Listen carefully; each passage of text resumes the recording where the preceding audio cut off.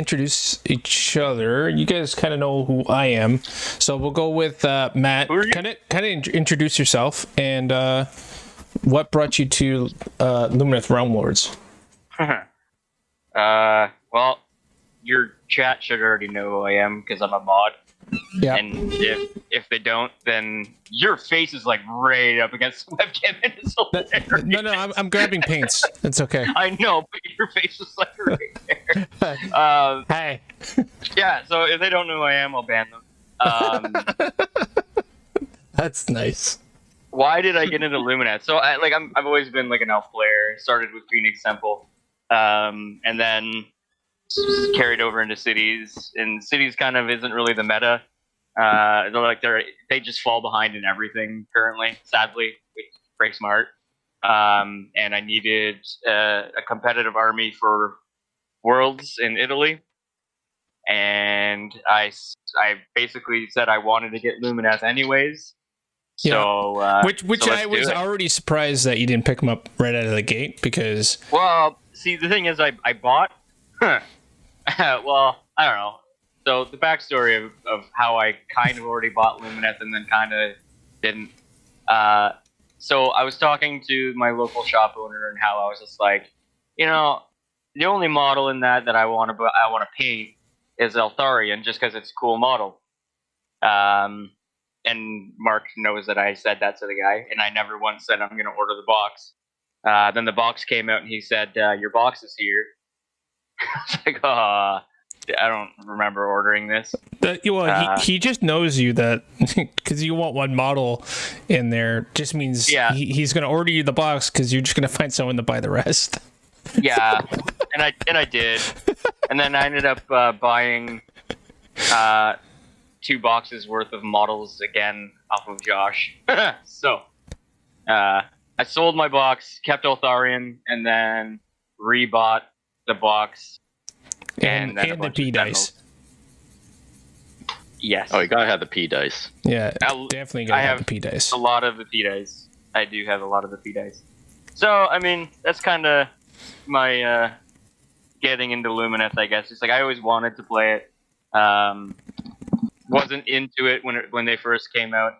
I don't know why. I think I was just holding on to cities for as long as I could. Well, they were still viable then. They were phasing out slowly, but you were still finding builds that worked. Not so much work. They were just fun. I'd go 2 and 3 or 3 and 2 in tournaments, but I never really I couldn't compete, right? Yeah. And the current meta right now, I play Hollow Heart, right? Well, good luck against Teclis. Good luck against Pro. Yeah. Good luck against the Tzeentch build that's going on right now, regardless of if that happens or not. But I mean,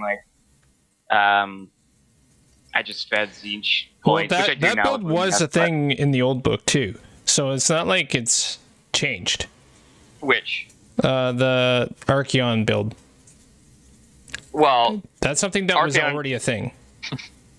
Yeah, I don't know, but it's a weird Tzeentch list still. But I'm not going to get into that because that's not why we're not here.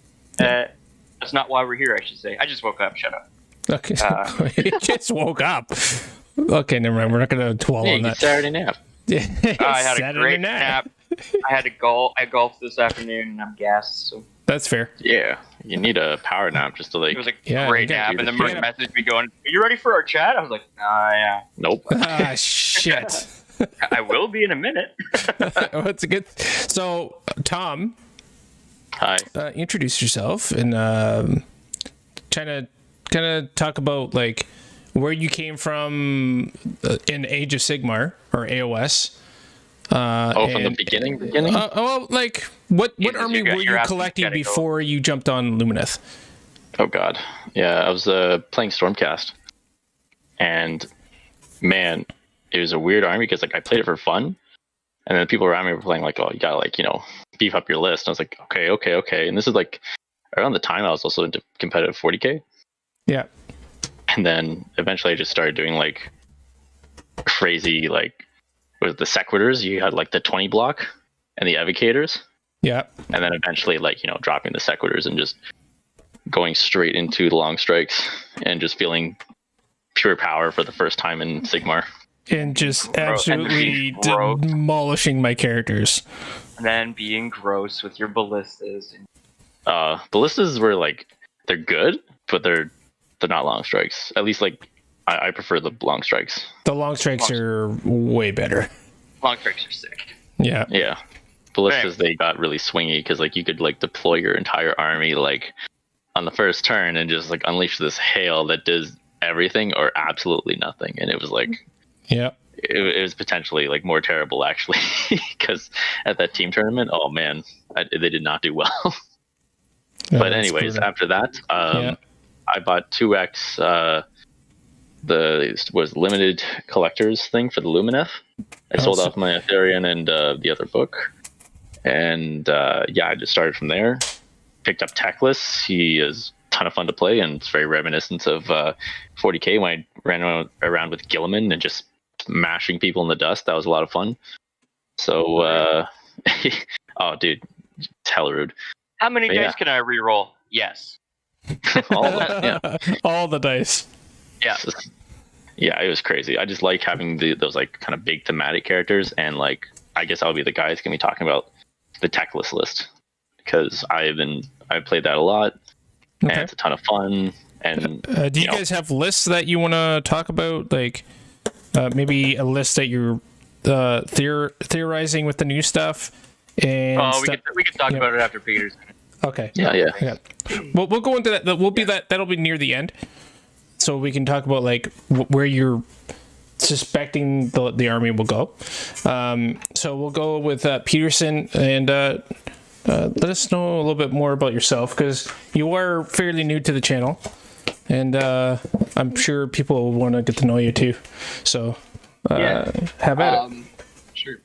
I am Peterson.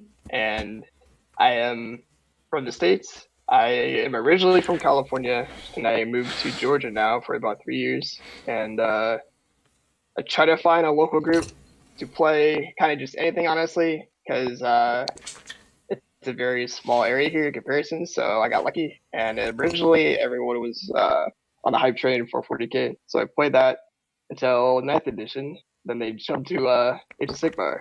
So that was like my introduction to that. But most of my gaming was through when I was in California, and I played a lot of War Machine. So different company, but same tabletop, like I guess core ideas and stuff like that. So the actual army I own now, which is the only one, is Lumineth. So I just been playing that the whole time. Oh, cool. That's awesome. Got me in there. Yeah. Since we have a smaller group, I really just wanted to make sure that I wasn't doubling up on anybody else's army. I wanted to like make sure we were all playing against something different to keep the game going, you know? Oh, the community guy. We like the community guy. All right. Nice guy Peterson over here. Yeah, look at this. Yeah, it just accidentally you also wanted to pick the army that only had like 3 options. Yeah. So, nice guys they thought until they saw the rules, and we all were surprised, I guess. Yeah, I don't know. And then he just became that guy from 40k. Yep. I played Custodians in 8th edition and got absolutely like shit on. So it was fun. I know how you're speaking to my heart, buddy. Trust me. And then you switch over to another army in AoS that every base matters. Yeah. So like same kind of style for the most part. Except for they're a lot better. At least for the turnout. And I originally was like kind of looking at like punctuated chords, like OBR, just stuff like that. And my TO, he was telling me that all those were not like taken, but like a lot of people were playing those because I told him ahead of time I wanted to play something that no one else was playing. And even though we have a small group, they have multiple armies. So it came to a point where I was like, you know what? I'll just play this new army that's coming out. And that's how it is. So. Oh man, you fell onto a freaking wicked army by accident. So that's pretty cool. For the most part, yeah. That's awesome. All right. So where do you guys want to start with, like, with this book? Is there anything that like really stands out that really needs to be dove into in a long form that needs a lot of explanation? maybe you could probably talk about like just a very brief like what was before this release, so Yeah. that we could show the difference. Yeah, sure. Well, I don't really have anything. I don't really have anything to show up on the screen, but I'll probably be able to when we make this into a YouTube video. Yeah, I'll be I mean, able to and then for viewers and edit stuff, some you of- could go on GW.com and look up the Warscrolls too. Yeah. We could go into spells and stuff, but I guess we could talk about like what the army was. Essentially, like generally the competitive lists. I mean, again, you're looking at not very many options because it was a half complete book when they first came out. But with that said, the list was basically tech lists, and then the Alorith battalion with whatever iteration of that you want to make, which basically it's like the Cathalar, and then you have to have equal amount of wardens and sentinels units, not models. Yeah. Up to 2. So the list is basically like, I mean, this is the one I run, and it's pretty standard. It's 20 wardens, 10 wardens, 20 sentinels, and a Cathalar in the battalion, and then tech lists. And you can make it a What couple nation more you play? drops. Sorry? What nation did you play? I play Sayar. Okay. Now is Sire like the go-to for most of it, or was there like others that people kind of played around with? I'd say so. Sayar, I think, is the one that you could go to because, I mean, then you could spend 2 Aether cores to get your wardens to be a 2+ save, right? But, I mean, there could be an argument for,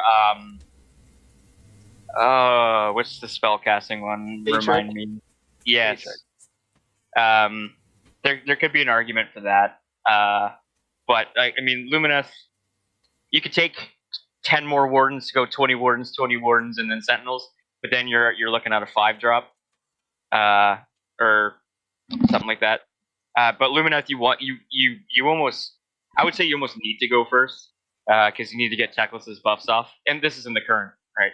Yeah. Yeah. We're not talking about what's changed. We're talking about what the standard build was. This is just my opinion. I mean, some people could probably play it this is why I have 3 people. So if you guys differ, I want you guys to talk about it. Yeah, I mean, the way I see it, getting protection of Teclis off turn 1 is almost a must, I think. But yeah, I mean, I'll let the other guys talk. But I mean, that's the standard list. I think that I've seen and that I play, that you will generally just see. So.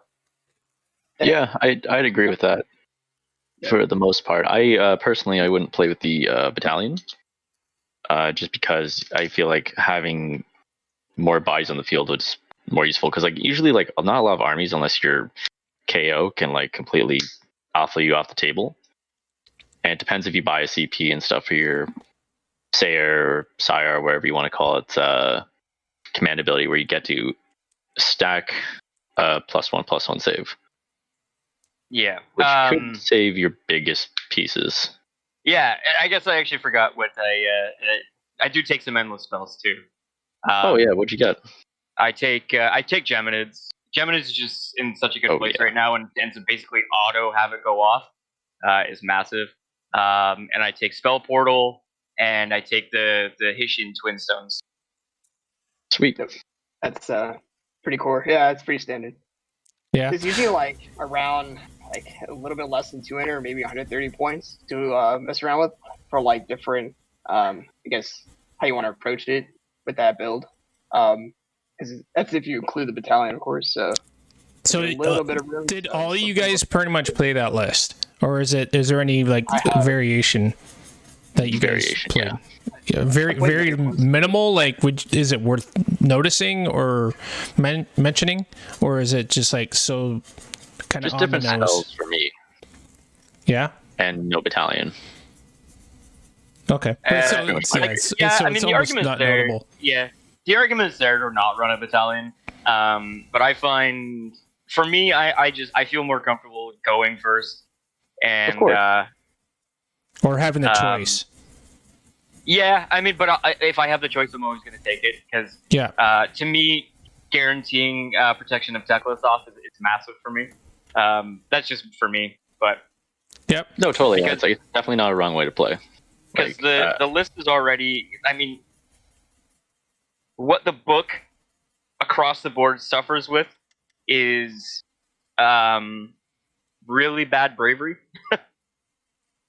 Their bravery is 6, so I mean they have the Cathalars 2 up, and you can pass it off. But man, if you roll that 1, it hurts. So, yeah, that's true. That's fair. I would say that, like, I don't know.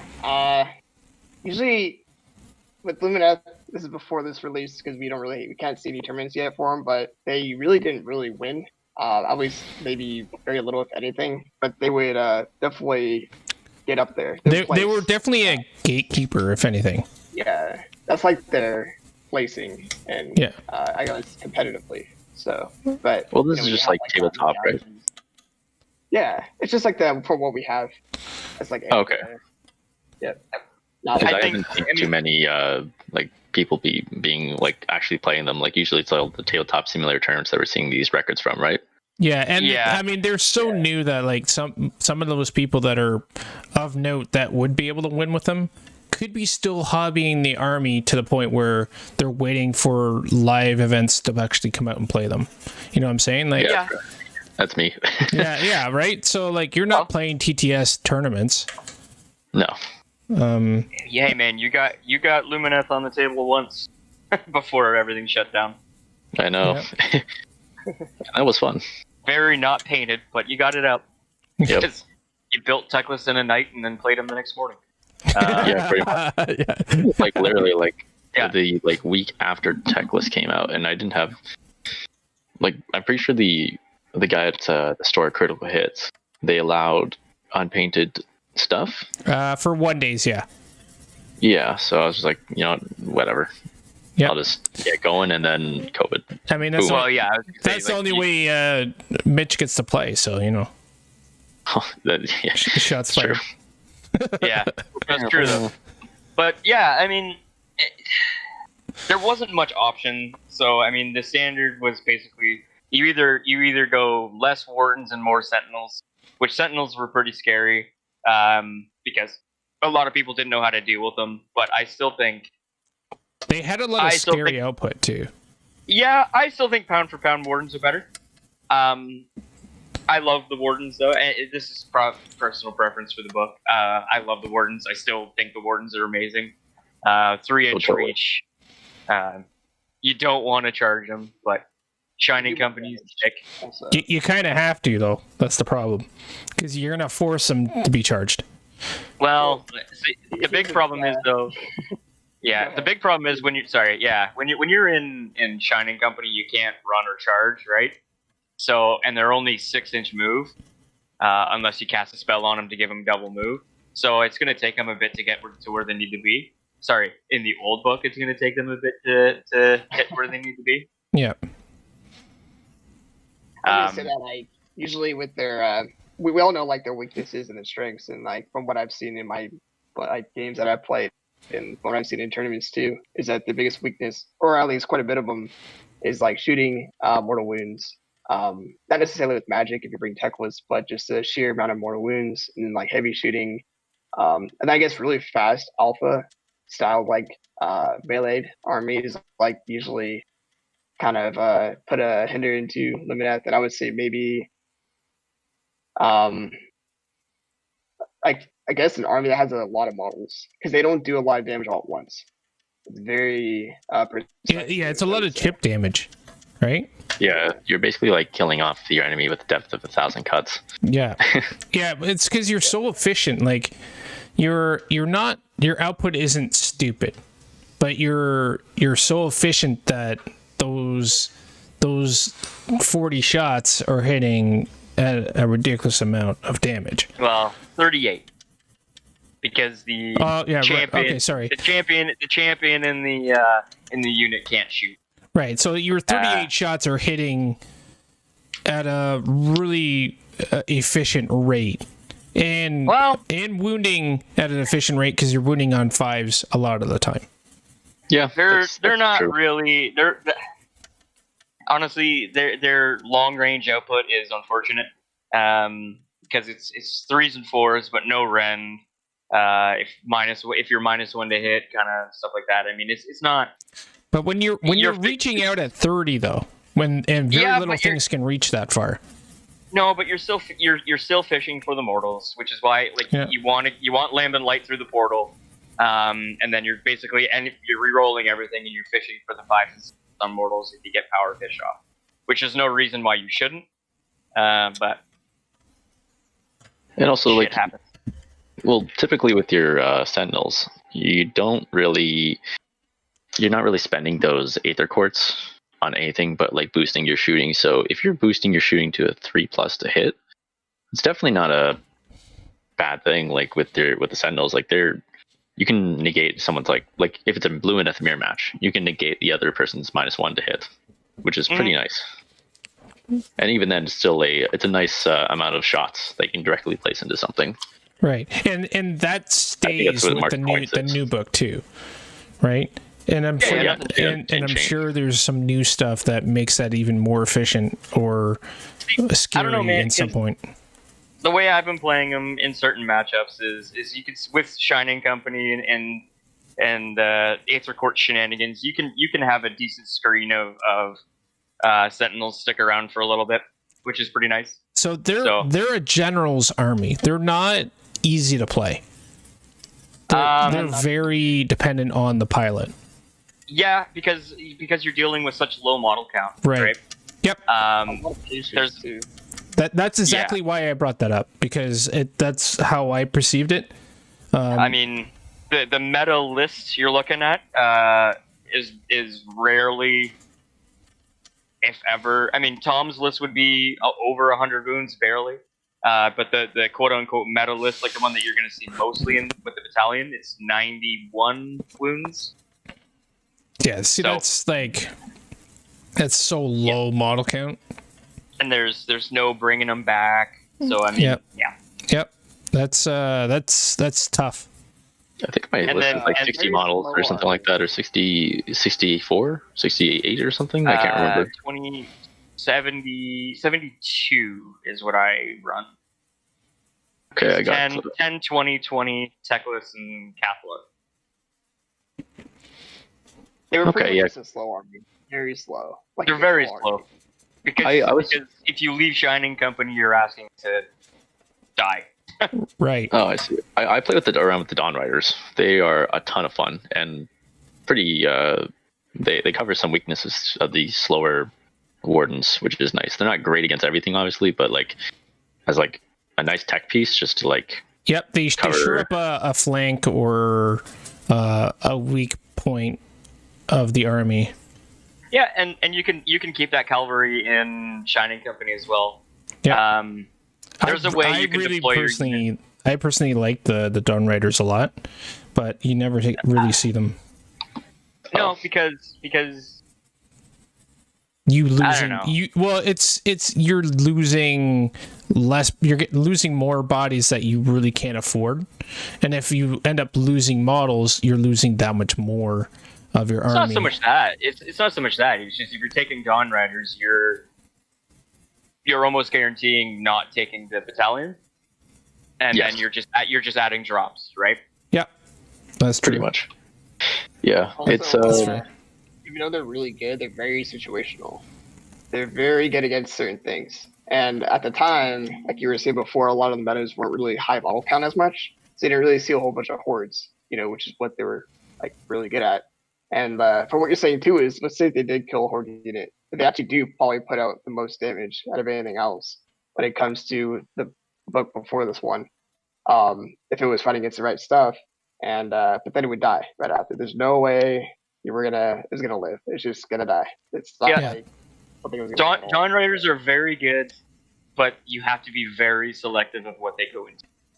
Of course, and like typically, like, because I don't know about you guys, I've been running 2 units of Dawn Riders, and I would typically like to set one up on each flank, and they would be pressuring my opponent from either side. So basically, like obviously this isn't going to work against KO. Like KO, they're just basically either a screen or a counter charge kind of thing against like Arcanauts. But anyways, so typically I'd just pressure the board with them and take objectives that would force their main stuff to basically come back and defend. Or, you know, a lot of people just run like big hammer units. You know, you got the Hearthguard Berserkers, you got that big block. Yep. And if you're pulling attention away from your main army while you're casting spells and doing damage, it like kind of messes some opponents up. And don't overestimate what that does to your opponent. Like having them divert probably more resources than they really want to go deal with five models. Totally. Yeah, but again, you're also hoping that your opponent will do that rather than go, I don't really care about 5 models at this point, and then I'll take over the rest. But if they ignore them, that opens you up for late game and stealing objectives. Yeah, like, or anything, you can literally steal an objective turn 1. Yep. Or yeah, like you don't have to. They don't have to be used in the early game. You know what I'm saying? Like, they could always be a thorn. I like them. I've said this multiple times, probably off stream with Mark and a few other people. Oh yeah, no, we've talked about it several times. I like the Dawn Riders. I like their kit. It's just they're very selective, and I just think for the like how the meta is going right now. I mean, Seraphon will just chew them to shreds, even though like their potential matchup is good against them. Seraphon will just wreck them anyways. Yeah. Seraphon just wrecks anybody anyways because they're. I actually found success with the Dawn Riders against Seraphon. I remember that. I think you were there for that tournament too. I can't remember at Crit Hit. That's the one I missed, right? Yeah, I believe so. Yeah, so I faced against Mike Grove and Ridge, I believe his name is. Yeah, and both of them were playing Seraphon, and Mike made a pretty honest mistake, and he did like this crazy honorable thing by backing out of the tournament because like I think he was going to win, but because he was playing like the tournament wrong. Yeah, no, he'd been playing a rule wrong the whole tournament, and then they caught it after the fact. He's like, disqualifying me from all my games. It's like, so I'm not going to complain about that. I'm not going to complain about that because that gave me the win of the tournament. So that is true. Yeah. But I ended up playing because I ended up losing a game to him because of it, and then like. Yeah, I think I wasn't able to complete my objectives either in that game, so that kind of punished me. But anyways, the skink blocks, if you're able to take out that hero and then charge in with Dawn Riders, like you can like destroy a 40 block of skinks pretty easily. Yep. Yeah, but I would say is because you're talking about like Phase and Sotek, right?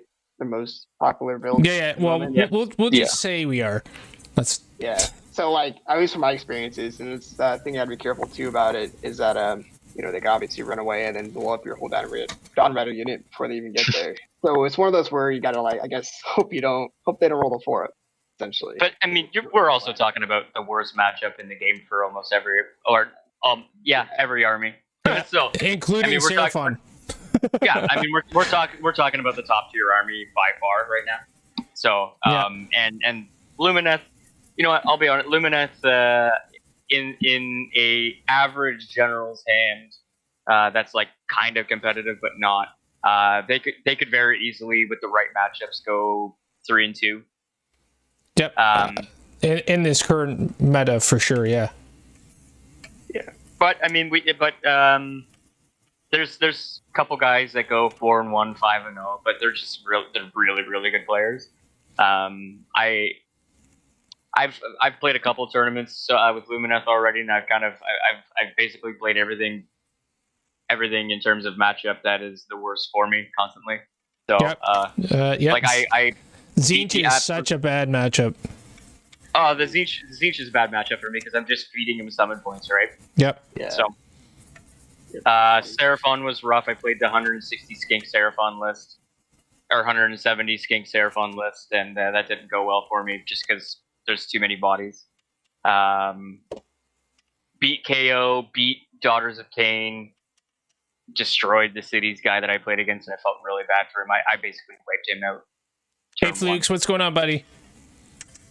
But yeah, I mean they're bottom of A tier, I would say. Like you can win with them, but you could also if the dice go bad for you, I don't know. It's like I said, they're a pilot's army. Yeah, they're not top. They're not S tier. Yep. They're not top of A tier. Like I think they're mid range to bottom A tier. I find. I still think KO can beat the crap out of them. And I personally don't think KO is an S tier army anymore. In my opinion, that there's only 2 S tier armies right now, and that's Disciples of Tzeentch, however iteration you play it, and Seraphon. Yeah. Yep. Yeah, change host or Archeon build. Oh, sorry, yeah. Yeah, who is that Archeon guy? Blindsided me with my gets. But it's one of those things where Lumineth, like, what they really have a hard time against when it comes to like just armies itself is the ones that are like usually the better ones, the ones that are like on the top. That's why they usually don't necessarily win, at least beforehand, because they would like win the games against like the middle class or like the lower class like armies, and they get up to the big boys essentially, and then they play against like Tzeentch with Archeon. And I feel it's because the meta, more people have Tzeentch armies and armies that counter Lumineth a little bit better than the other top tier armies. You know what I mean? Like Seraphon are just a bad matchup for everyone, but for Tzeentch, you're just like we Matt was saying, you're just feeding them their summoning points, and they're just getting free models almost every turn because you rely on those spells so much. What I do against it, which is not something like it would win, but like the better, I guess, way to play against it, because I played against it a bunch, is just to do your single cast. And don't cast with anything else. It's not worth it. Like once they start summoning, you're losing. It's like one of those things too that's not good with Lumineth, because like you don't have any recursion or anything to bring models back. But yeah, because your model count's already on the backfield already, like on the back foot. Yeah. And then you're giving them free models, and like by the time that's happening, you've already pretty much lost the game. Well, yeah, I mean, you almost don't want to give power fish to your army, which is super unfortunate. It's not worth it. But their saves are such shit that it's almost not worth it at all. The super sad thing about that list is Archeon is a strong counter to what makes Lumineth potentially scary. Because of the Unbind? Yeah, you're just re-rolling sixes. No, that's true. So all your damage is being re-rolled. So you're essentially doing half. And also, he shrugs mortal wounds on 4 up. So you're doing nothing. So, anyways. Yeah. There's a few answers you can actually take to Archeon, which is really pretty fun. All right, well, let's transition to the new stuff, and then we can talk about your bad matchups and what you guys think would be something that would maybe boost the army above those bad matchups. Of like, what do you want? What do you want your army to potentially reduce those bad matchups? All right. Well, I'll let I spoke first last time, so I'll let the other guys go, and then I'll kind of. Okay. Let's go with Peterson. All right. From what I see so far, is that they don't really they didn't get anything, which I think is fine. That actually like completely helps them against those matches when it comes to like, oh, now they're going to counter them or whatever, like completely. I feel like it's still going to be a very hard matchup, and it's still probably not in their favor precisely, but they have different like tools and different ways to play the game.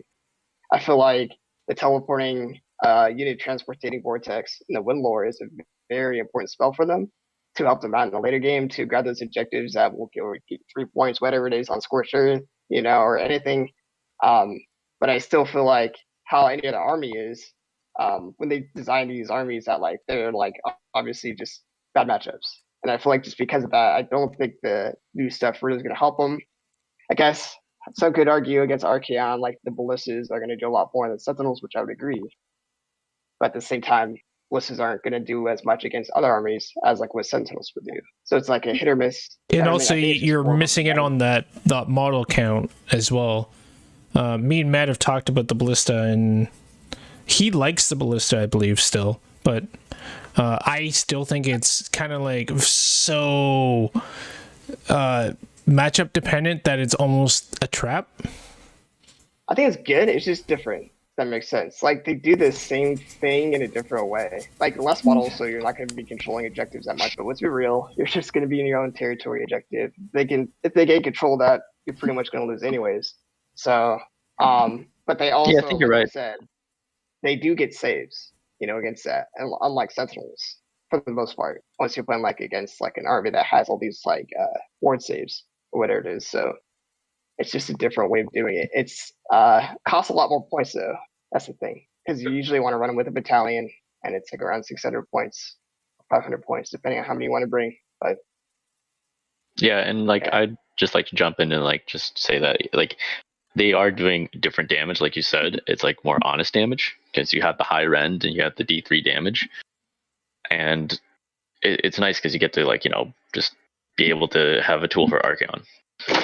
Right. And typically, like the only tools you have would be like the hilarious like fan in the new book, or like pushing them around. Yeah, just make it only retreat. You can only do it once, but yes. You can only do it once, of course, yeah. But then you also have your Sayer general trait to, if you, let's say you lock him in combat, and you have your general within 6 inches away, the goading arrogance general trait, he can't attack because he's only allowed to attack the general.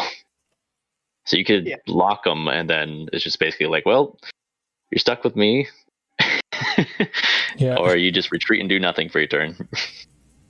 I feel like the new stuff, like you'll have like those tools to do better against certain situations. But it's 4 ballistas against an Archaon will kill him, and not in like a turn. It's like it'll take a bit, And at that point, maybe Archaon could probably munch on like half your army or a quarter of it, by the time being. And I don't know, it's definitely better. It's definitely better than not having an army at all by the end of it. So yeah, but in the end, like you're still losing, Yeah. On average. So it's one of those where I feel like you still want to play to Lumineth's strengths more than like try to find like what they're like bad against and try like the hardest to like build a list against that. It could help, but I don't know. The cool thing about it with all this new stuff is that you could at least adapt really well in the future when things change. They have so many different ways of playing the game. So are you saying that you don't want to overtech your list, basically? Like just add too many, like, a little bit of this, a little bit of that. You want to be more focused on something, like either ballistas or sentinels? I honestly think that like every other army, they're just bad matchups. And I feel like the moment you try to tweak your army so much against those certain matchups is, I guess, not my best way to like go into a tournament. It's just my kind of thing, because it's just, I feel like sometimes the best way to deal with those is to kind of just dodge them anyways. Like there's sometimes like there's nothing really you could do. You could do a little bit better of a job like in a matchup, but it's still like that difficult. It's like having to be playing against Arcane Power. It's a bit of the rock, paper, scissors that is Age of Sigmar, right? Yeah, and I mean that kind of like relieves a lot of stress in it too, I guess, because it kind of just like, oh, well, whatever, hard matchup, but I'll try kind of thing. But if you like tweak your list specific against it and still lose, it's mentally hard on you. It's like, oh, and I still can't do it, kind of a thing. Yeah, I get you. Possible, but it's I don't know. We'll have to see like what people do. I will say I've definitely tried it with Teclas, and oh my god, it makes me want to play more. It's just your army is so fragile, very very fragile without him. So it's a lot harder of a game. And I mean, I guess the other people could probably agree with me that he actually got better because he has a whole bunch more spells that would be good for him in the first place. So. Yep. Yeah, I don't know. It added more flavor to the army. It's like there's definitely something missing from the first half Battletome, so it's a lot more fun. But I still feel like their main gist of like how they want to play is somewhat around the same with a little bit of like flavor added here and there. That's Okay. just my thing now. Okay, so we talked about the ballista. We don't really need to go into the stats or anything, because if people want to actually look that up, they can go on the Age of Sigmar app, and during our chat, I'll probably pull up the actual Warscrolls and stuff, so they'll see it in the YouTube channel or the YouTube video when I eventually put it up. But is there there's been a lot of chatter about these new units that are in this book. They're going to shake up the meta and shake up Lumineth. What's your take on that, guys? Nope. That's my take on it. Nope. Do you want to elaborate on that? No. Competitively, all right. So here's my take on the new book as a whole. Okay. I'm not going to go in unit by unit, but here's my take. So the new spell lore makes, and this is basically kind of echoing what Peterson said, the new spell lore makes Techless almost an auto take. Well, no, sorry. There's no such thing as an auto take. But I can't think of many cons to not take Techless, especially with this new spell lore. The new spell lore gives you a horde clearing spell. It gives you a teleport. There's a spell in there that a unit can't be affected by a command ability, so you can't buff them with a command ability. Techless auto casts that.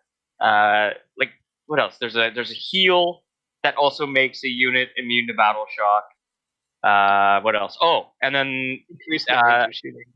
yeah, either you get plus 6 inches to shooting, which now makes your sentinels a 42-inch threat range. Sweet Jesus. Or if you're close enough, you could just you give them +1 to hit. Why do they do this to me? Yeah. So why? And then that reverts back to you're spending 660 points on a model, and you need to maximize the potential to use that 660 points. And then to me, that reverts back to the Alorith battalion for my playstyle. You mean the Legion? The one for the Venari Wardens and Sentinels and the Caliphate. Yeah, that right? one. Aurelin or whatever. Not Aurelin. You know what I'm talking about. Yeah, sorry. No, that's my bad. I just woke up. But Lumineth is if you're gonna go one playstyle of the new stuff, again, my opinion, we've only really had the book for what, 2 weeks, a week now. Yeah. Well, that's why we're doing this chat now, so you guys had a bit of time to actually digest instead of just going off the knee-jerk reactions that everyone's doing on the internet right now. Because like everyone was losing their mind over. All right, well, we're gonna get into Warscroll by Warscroll. They're not kangaroos. Well, yeah, no, it's not that. It was the Blade Masters, and they auto hit. They're not that great. Okay, I'm guilty of that. We'll talk about them when we get into Warscroll by Warscroll. But to me, Lumineth, the book wise, because of how everything's pointed and whatnot, you're an all in for one playstyle. You can't to make them effective. So like if you go the Kangaroos, the battalion is actually very good for what you get for it. It's just 180 points for the battalion. So the minimum point cost you can take for the battalion is 720, but that only gives you one unit of wind chargers, which is the Kangaroos, even though they're not Kangaroos, which almost makes it kind of like pointless.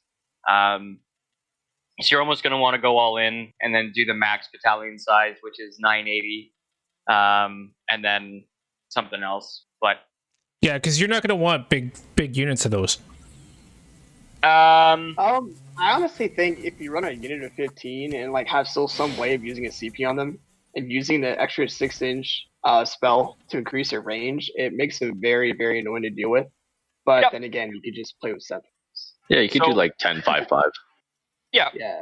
So I can see the kangaroo list, whatever, the wind charger list. I can see that list with Dawn Riders in a battalion and the unnamed horse hero as a 3-drop army, and I can see that list being very good in the hands of a general that knows how to play fast armies and cagey armies.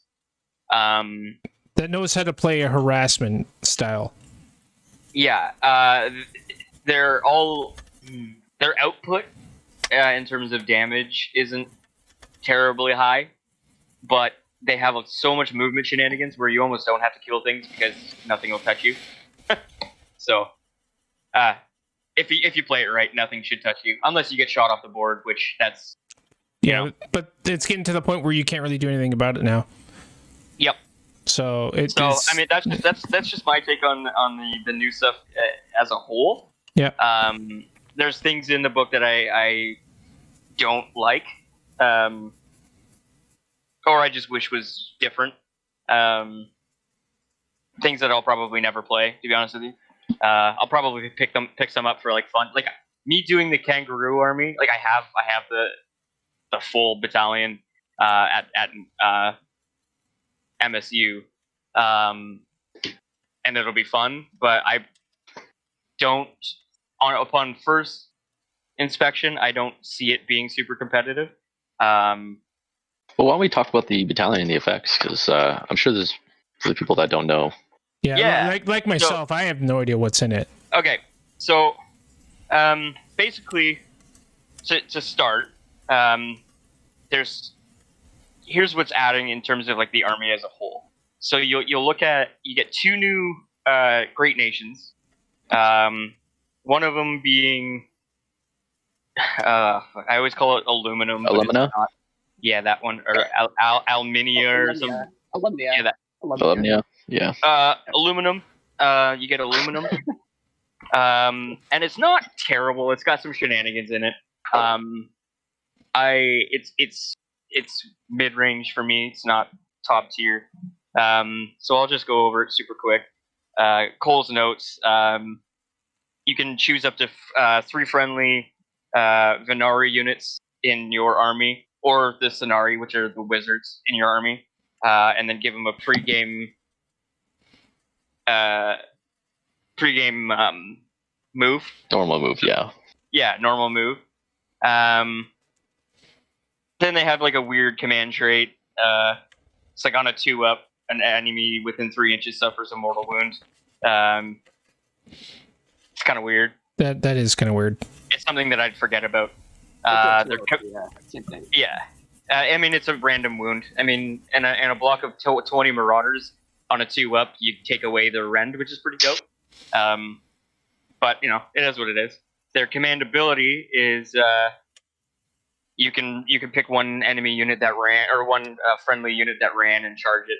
That's pretty sweet if you're not in Shining Company. Huh. That's also global, too. You don't need any range. Yep. But again, it's if you're running Shining Company, you can't run or charge anyways. So that's the thing. And their artifacts, once per battle, you can once per battle you can grab the bearer of the artifact, and then move it 12 inches. It's nice because like you can you just pick a point within 12 inches, and then you just pop your hero with the artifact 3 inches away from an enemy. So you can like go for like some kind of weak character, but that's pretty close.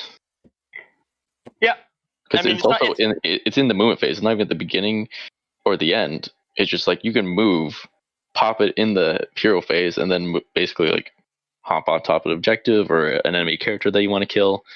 It's kind of neat, and plus, like I do love the base ability to just have 3 units move up the table, which is pretty huge for Lumineth. It's very good because Lumineth could use that. Keep your things in Shining Company. Basically give your whole if you're running the battalion or the list that that Peterson and I generally run, most of your army gets essentially a 12-inch move in the first turn. It's also useful against KO because you're screening the boat out pretty much. Yep.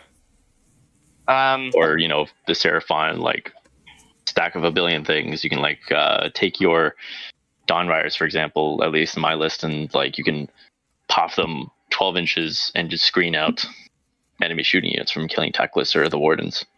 Now, Tom, is this something that you're looking as your main build? Because you sound like you're really teching out to this one.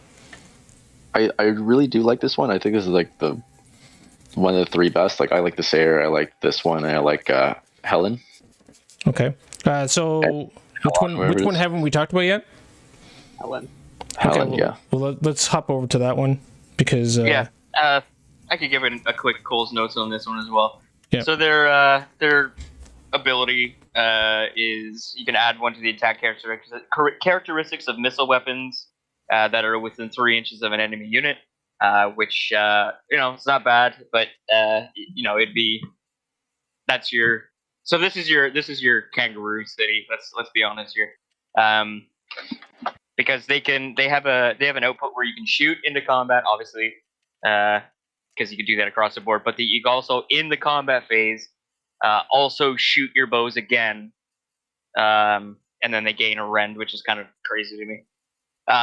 But they have half the amount of shots. Half the amount of shots, but gain rend, and I believe the wounds it's the same wound to hit. So your general, the command trait, your general can once per battle you can reroll one run roll, one charge roll, and one casting roll. It's not bad. I mean, you get 3 rerolls randomly for free. Not a bad little thing. Command ability, use command ability, pick one friendly Helen unit that fought in the phase, and then fought in the combat phase, and this is at the end of the combat phase. They can make a normal move after the combat phase. So again, I mean, you get your kangaroos or something like that, and then they're out, right? So, but what you have to keep in mind is that does not work for Severeth or whatever its name is, the fox, because he's from Eumetrica. You can't give him the Helen keyword. Also, it's only within 12 inches. So you have to be really close to use that ability. So the Cloud Mage, essentially. Yeah. And then their artifacts. It's what is it? Oh, which one is it? It's the dust, right? -1 hit. Yeah, -1 hit and wound if you're within 3 inches, and it's once per battle. So, there's one more big thing actually. It's you get to make your Wind Chargers battle line. Right. Yes. Oh, baby. Well, yeah. So that's take the battalion. So going on to what the battalions are, the Huracan Temple, which is the one that I was talking about for the kangaroos. It's one Severeth one Severeth or the no-named Spirit of the Wind, a Huracan Wind Mage, which is the Goku guy, and then 1 to 3 units of Wind Chargers, which is the kangaroos. And then if a unit from this battalion is wholly within 12 inches of the hero from the same battalion at the start of the combat phase, the models in that unit count as having made a charge move in the same turn, which is big because if you get into the Warscroll ability of the Wind Chargers, it's actually a Huracan ability. The Huracan ability, sorry, yeah. It's the they can pile anywhere because normally it's pile in, but you can move 6 inches in any direction. You don't have to finish to the closest of the closest unit, and you count as having fly. So you can basically just jump over units and then pull them or take them out of combat, jump over the units, and then steal objectives and stuff. So there's screening shenanigans, movement shenanigans. I used the screening shenanigans against Mark actually quite effectively against his Gits list, and it worked out. But again, it's not bad. The other battalion, that tactic was pretty gross. Yeah, You can the also temple. fight too with it. Yeah, big time. Shoot and move back 6 inches. Yeah. So the next battalion, for 100 points, you take the Caligrave, which is the writing dude that on the floating paper, and then 3 to 5 units of the Star Shard Ballistas. And then this battalion basically just changes their War Scroll ability that if you're within 3 inches of another ballista, their 6-up feel no pain becomes a 5-up feel no pain, or DPR, and that's basically it. W40K tank comes in with a raid. Look at that. This is one of those things too that you talked about. You mentioned earlier. It's one of those things that you were saying, where you would have to. Why you give us so much time to read about it? Is you did have to kind of go back and read a lot of those buildings again. Like that one, for example, where initially a lot of people thought that also get an extra attack plus to the one that you would get from the Warscroll, but it replaces the wording of that ability, so you don't actually. The thing that you only get is what Matt was saying, which is you just get that extra 5-up Philippine essentially. Yeah, So. if you read it word for word, it basically it changes. The only thing that it changes is the 5-up DPR. Changes it to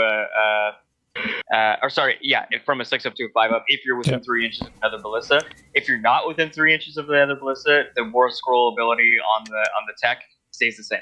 So it's the 6-up DPR, and then add 1 to attack if it doesn't move. So right now we're just going over the War Scroll battalions, the new ones. I'm just getting into the third one, which, I'll be honest with you, doesn't even need to be spoken about because it's awful. Are we just going to skip it? No, Is everybody in accordance that we're going to just skip that last one? Which battalion is this again? The Blade Master one? Blade Lords. Or Blade Lord Yeah. one? Unless Blade Lords get an FAQ saying they have some metal weapons, I don't think I care. That wins a Dookie Poopy. Yeah, it's a Venari hero, Venari or Cenari hero, and then 2 to 3 units of Blade Lords. They can reroll hit rolls of 1. So much for skipping it. That's literally it. It is good for their secondary attack. This is if you want to make friends. There you go. Yeah. See. There you go. You don't make friends with this army. Trust me. It doesn't matter what you play. So across the board, and then you're looking at not much change. So all the other cities, great nations stay the same. The Venari keyword stays the same. Same artifacts, same command traits. I got some new Venari stuff. Cenari stuff they got a new thing for, which is really good. I love it. So basically, you can forego. This is basically just Cole's notes. You can forego casting a spell for 1 turn, and then you auto cast a spell the next turn as a 9. So you don't have to roll any dice, and it counts as rolled as a 9. So it's basically kind of like a weird mini techless, but it takes 2 turns to do it. But it's still kind of neat. It's like, hey, I don't have a spell I really won't need to cast right now, so I'll just forego casting one, and then do my movement and all that stuff, and then set up for next hero phase and get one for free. Awesome. Yeah. It's a nice option. You can just do 1, which is nice. Yeah, that sounds pretty awesome, actually. Yep. Especially when you're not really doing anything your first turn against some armies. You're just like, okay, you're not gonna come at me. I'm gonna auto charge a 9 here. Yep. Yep. Who needs Destiny dice now? Yeah, it's pretty good. We already kind of briefly spoke about what the Huracan get. When they do a pile in, they don't have to end their pile in closest to. They can move out 3, and then if they've made a charge, or if you take that battalion, they can move 6. and then they considered that to have fly. Their command traits: Grand Wind Rider, replace the general's Wind Leap ability. It has a Wind Chargers unit. Wait, what? What does this do? I never even looked at it because Lumineth, you rarely take. Somebody else jump in on that. Sorry, what are you looking at right now? I'm looking at the command traits for Huracan. Are you talking about the Huracan Wind Mage? Yeah, well, yes, because they're command traits. It's only right? one. Yeah, it has to be general. But the only, I mean, not the only one, but one of the ones is you increase the range of the ability that it has in its Warscroll anyways, which is normally, I think, wholly within 6 inches. Wind Chargers can move an extra 2 inches, so it would be 16 instead of 14. And I believe... and they have fly. Wow. Yeah. So you increase it to wholly within 24 inches, so you could really have a good board presence. Oh, that's what changed. That's kind of crazy. What the? Okay. That's cool. Yeah. And then another one is Swift. I know this one is just add 3 inches to their movement, which takes a Wind Mage from a 16-inch with fly move to a 19-inch with fly move. And then Lore Master, which I believe every command trait or every keyword command trait, they all have it except for Venari. So the Sonari and Venari, they hate Lore Master and they just know an extra spell, which is kind of cool. The artifacts, the Fun Fan, Wind Blast Fan, once per battle, a unit within 3 inches. You can say you're blowing the fan at them in the enemy movement phase, and they have to retreat. So that's pretty sweet. Now, is there a set amount of distance that they have to retreat, or is it their movement? They have to use their movement. Like the whole movement? Yep. Oh god, that could be really bad, or like just a waste on gets. Because they can move. It's like the whole Alaris problem with like pushing forward. They can push towards you. They can really screw you over. It's not like directly away from your model. It can go anywhere. Yeah. Yeah, they get to choose their retreat move. It's just only good if like you want to stop something huge from attacking you immediately. Or they get them off. They should have worded it. Get them they off should the have worded it objective. saying like you have to end further away from them. But anyways, Windstone, pick a enemy unit wholly. What is it? Once per battle in your shooting phase, pick an enemy unit within 18. On a 1, nothing happens. On a 2 to 4, it suffers 3 mortal wounds. On a 5+, it suffers D6 mortal wounds. Kind of cool. Then buffeting. Word. 5-up shrug. I'm not even gonna try to pronounce that. Asparagus. Yeah, okay. Cool. Asparagus. Yep. Yeah, it's a superfood. It's close. It's close enough. If you look at it really Don't quick, eat your exactly minis. So there's spell lore, and I think this is the strongest thing that this book received, and this is my personal opinion because I'm a Magic player. The spell lore, the 6 that you get, so good. They're all very good.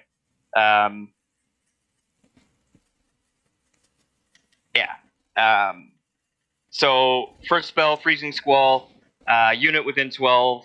Casting value 5, a unit within 12. It can't run until your next hero phase. Pretty sweet. Howling Gale, casting value of 7. A unit within 12. This is the one where the unit can't use or benefit from command abilities. Very good in a lot of situations. And keep in mind, all of these can go through the spell portal. That's a spell? Like, you can just shut off people's auras? You could shut off a command ability. Wow. Okay, that's so crazy. You have Total Eclipse for making them spend extra command points, and then if you really don't want something to happen, this is what you put on an enemy unit to turn off their command point ability. Oh my god, dude. Yep. It's pretty sweet. No, you can't turn off Mark. You can't turn off auras because that's just no, this is command abilities. I'm just saying, like, so my Magmadroth has a aura command ability that has like auto passing battle shock. No, this is for stuff they spend command points on. Yeah. So you don't spend a command point on that aura, do you, Mark? Yes. Oh, then yeah, I Yeah. can cast that on your magma drop, and then it can't. Sweet Jesus. All right. Yeah, Or the unit that's gonna potentially get the buff of it. yeah. Or I could just cast it on your Hearthguard Berserkers, and then they can't do their Yeah. double pylon. That's not a CP though. Oh, then never mind. Then they can. They do it for free. They do it because battalion. Fuck 'em. There you go. I paid the points for it. I get to use it. Okay, well that's pretty good. This spell's pretty sweet. Casting value of 7. Unit holy with a friendly unit holy within 12. Missile weapons get 6-inch range, so that makes your sentinels 36-inch range shot. So 42-inch threat range. Or if they're in range to not worry about that, then you can just add 1 to hit rolls. Pretty sweet. Calming Zephyr, this is the one, a unit holy within casting value of 6. I always kind of ignore that because Teclis will auto cast it anyways. But they're all fairly low casting values, which is pretty sweet. So if you don't take Teclis, it's not going to hurt you. Thanks. But this is one you can heal up to D3 wounds allocated to that unit. I believe this is you can't bring back models with this. But that you can still cast it on like a random unit of wardens. You won't heal anything, but they don't take a battle shot. Burning Samum. You're probably just gonna use that to like heal Teclis though. Yeah. Heal checklist or heal. Anything else, I guess. Yeah, I mean if you got 1 wound on a wind charger or something. There you go. So this is your horde clearing spell, casting value of 6. So enemy unit within 12, roll a dice for each model in that unit. Each 6 it suffers a mortal wound. But here's the caveat: if the casting value was a 10 or more, then it's a 5+ instead of a 6 to do the mortal wounds. Keep in mind, Teclis will always cast his spells automatically on a 10+. So that's cool. And then teleporting vortex, I mean, pretty easy. Casting value of 8, unit holy, friendly unit holy within 12, you can teleport. And then you have to teleport outside of 9 inches of an enemy unit, but there's no, it's not like the Iron Jaws one where if they're in combat, you can't teleport them out. If a unit's in combat, you can teleport them out. Poor destruction. Yep. So that's, in a nutshell, what they got. The Shrine Luminor, unfortunately, in North America, we can't get it yet. Nope. But it's sweet. Honestly, I'm not going to go into too much detail about it. Just kind of look it up. It's basically it's a Balewind Vortex terrain feature that helps with your casting, and then you can also use command abilities for free. Yeah, that's a pretty good summary of it, and also you can. It's good for protecting your heroes, right? Because what does the garrison rule do again? I think -1 to hit and +1. -1 to hit. Yep. Oh, so not +1 save. No. Okay. Yeah, then the -1 to hit for your character is kind of nice, actually. And can't you stack that with having a unit within 3 inches of it? Yeah. Yep. Sick. That's a pretty nice little buff for your Kalthar for keeping her protected. Yeah, definitely. Cathalar. Hobbit feet. Oh, you get to re-roll casting value of 1, which is you get to re-roll 1 failed cast, dispel, or unbind turn per turn, and then for Realm Lord heroes that are within 12. And then in the second battle round it goes up to 24. Oh, I'm liking what I'm doing here. Yeah, it's pretty sweet. And then the free command point, once per turn, you can use a command ability for the hero that's in the shrine. That's pretty awesome, actually. It's very good. Because then you can really just save your command point. Let's say you're doing the Sayer double stack armor save. You can do it in the shooting phase and the combat phase now. Oh yeah. Yeah. Or I mean, if you fail the Cathalar's Inspiring Presence, Inspiring Presence, you could do I mean, it's good. and by the looks of things, the footprint is massive. So it's also a nice little screen. Also, you have to put in your own territory, so you can't screw yourself over with placing your terrain, unlike other ones. You know, it has Yeah, to be in your own territory. Yeah, you'd probably like stick it like, near the front, or like, or just tower. Like basically if you can afford to keep in your territory, do it. But if not, then like if you want to block, you don't care about a character, or you just use it as a blocking piece, keep your Well, it has to character be on off your of it. territory. So It it has to will be be in your on your territory. it will be on your side no matter what. That's what I'm saying. Oh, totally. Yeah. Just to like more like secure right or left side, I'd say. Yep, it's pretty good. I mean, Like a little speed bump. and the model's sick, so that's always a plus. That model is literally inspired what I'm doing with the bases of my army. Oh, cool. I'm doing like a water thing. That's cool. Yeah, and it's looking really awesome. So, yeah, that's tried to keep it as fast as I could, but I mean there was a lot that was added because we basically just got. Well, there's a surprisingly a lot of stuff to digest with this army, with how little battle scrolls that we have to go through. You know what I'm saying? There's a decent amount of battle scrolls or war scrolls. Sorry. Yeah, it's just not. 1, 2, 3, 4, 5, 6, 7, 8, 9, 10, 11, 12, 13, 14. Well. No, these two. So 12, and then they just gave war scrolls in the book for the dire chasm things. Yeah. So, yeah. I mean, we could go over briefly what the war scrolls are, and then we could talk about if they're fail in our minds. Sure. If you want to do that, I mean, it's your channel. You can do whatever the hell you want. So it's up to you. I mean, if you think it's worth talking about, I think we should. I guess like maybe like what's something that you would like to know, Mark, about the army? Or chat. Chat, yeah. Well, what I want to know is like, are we gonna see a shift in? Let's go through your lists and see if like any of them have really drastically changed since the release of the new models. That's what I want to know. Is like, is this army? I know Matt's army isn't going to change. Mine's staying the same. Yeah, and my competitive army staying the same. Well, that's what I'm referring to. Is just your competitive list. Is it staying the same, or did these new units win you over, and why?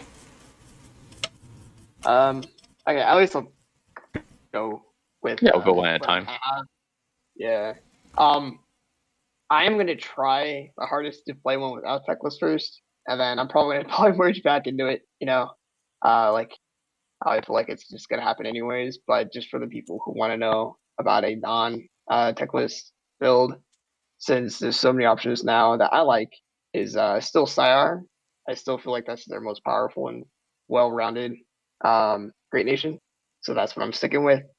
And there's a little bit of a, I guess, controversy of the Lore Seeker and his whole unique shenanigans of keyword, and like if you could bring a command trace or an artifact. I talked to my personal local TO, and he said that you could. But it's no, we can't. He's unique. He's unnamed, so it's one of those where we have to wait for an FAQ for the most part. He's unique. So what he told me is that you can bring only one. You can have more than one, but since he's unnamed, and especially inside of that actual war scroll, it was talking about it as like not a named character at all. So in his terms, you could bring it as of right now, which it will be probably FAQ'd anyways. So here's the other side of the argument. I mean, under the pitch battle profile in the back of the Lumineth new Lumineth book, it says here that unique units are named characters and can only be taken once in an army. So okay, that's another one too. Yeah, it's at the if you want to look, it's at the back where the profiles are, the points, and it's in the bottom of that big paragraph. Yep, it's now, literally the last last sentence. Yeah, they'll still have to they'll probably still release an FAQ, Exactly. just double declaring it. Yep, it'll be definitely cleared up by then. So I guess my list is based off the fact, like, let's say if it's not a unit, since it's what a list I already thought about anyways. You can still somewhat play it anyways the same way, even if it was. It's better if it was. So, what I was saying is that the gradation of Syar, which is you could use 2 Aether Quartz instead of 1, and every unit has 2 instead of 1.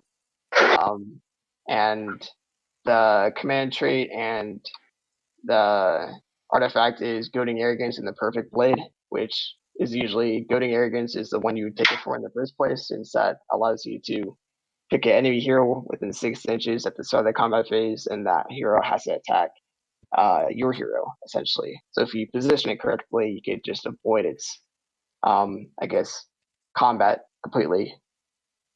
So what I have is my general would be the Lore Seeker. If I could actually give an artifact command trait, I would give it the Goading Arrogance and the Perfect Blade. And it's also a Sonari, so the spell I would give it would be Solar Flare, since as a quick Warscroll thing with this unit is that before the game starts, you could essentially put it onto anyone that's not your own territory, and outside of, I think, 3 or 9 inches away from an enemy unit.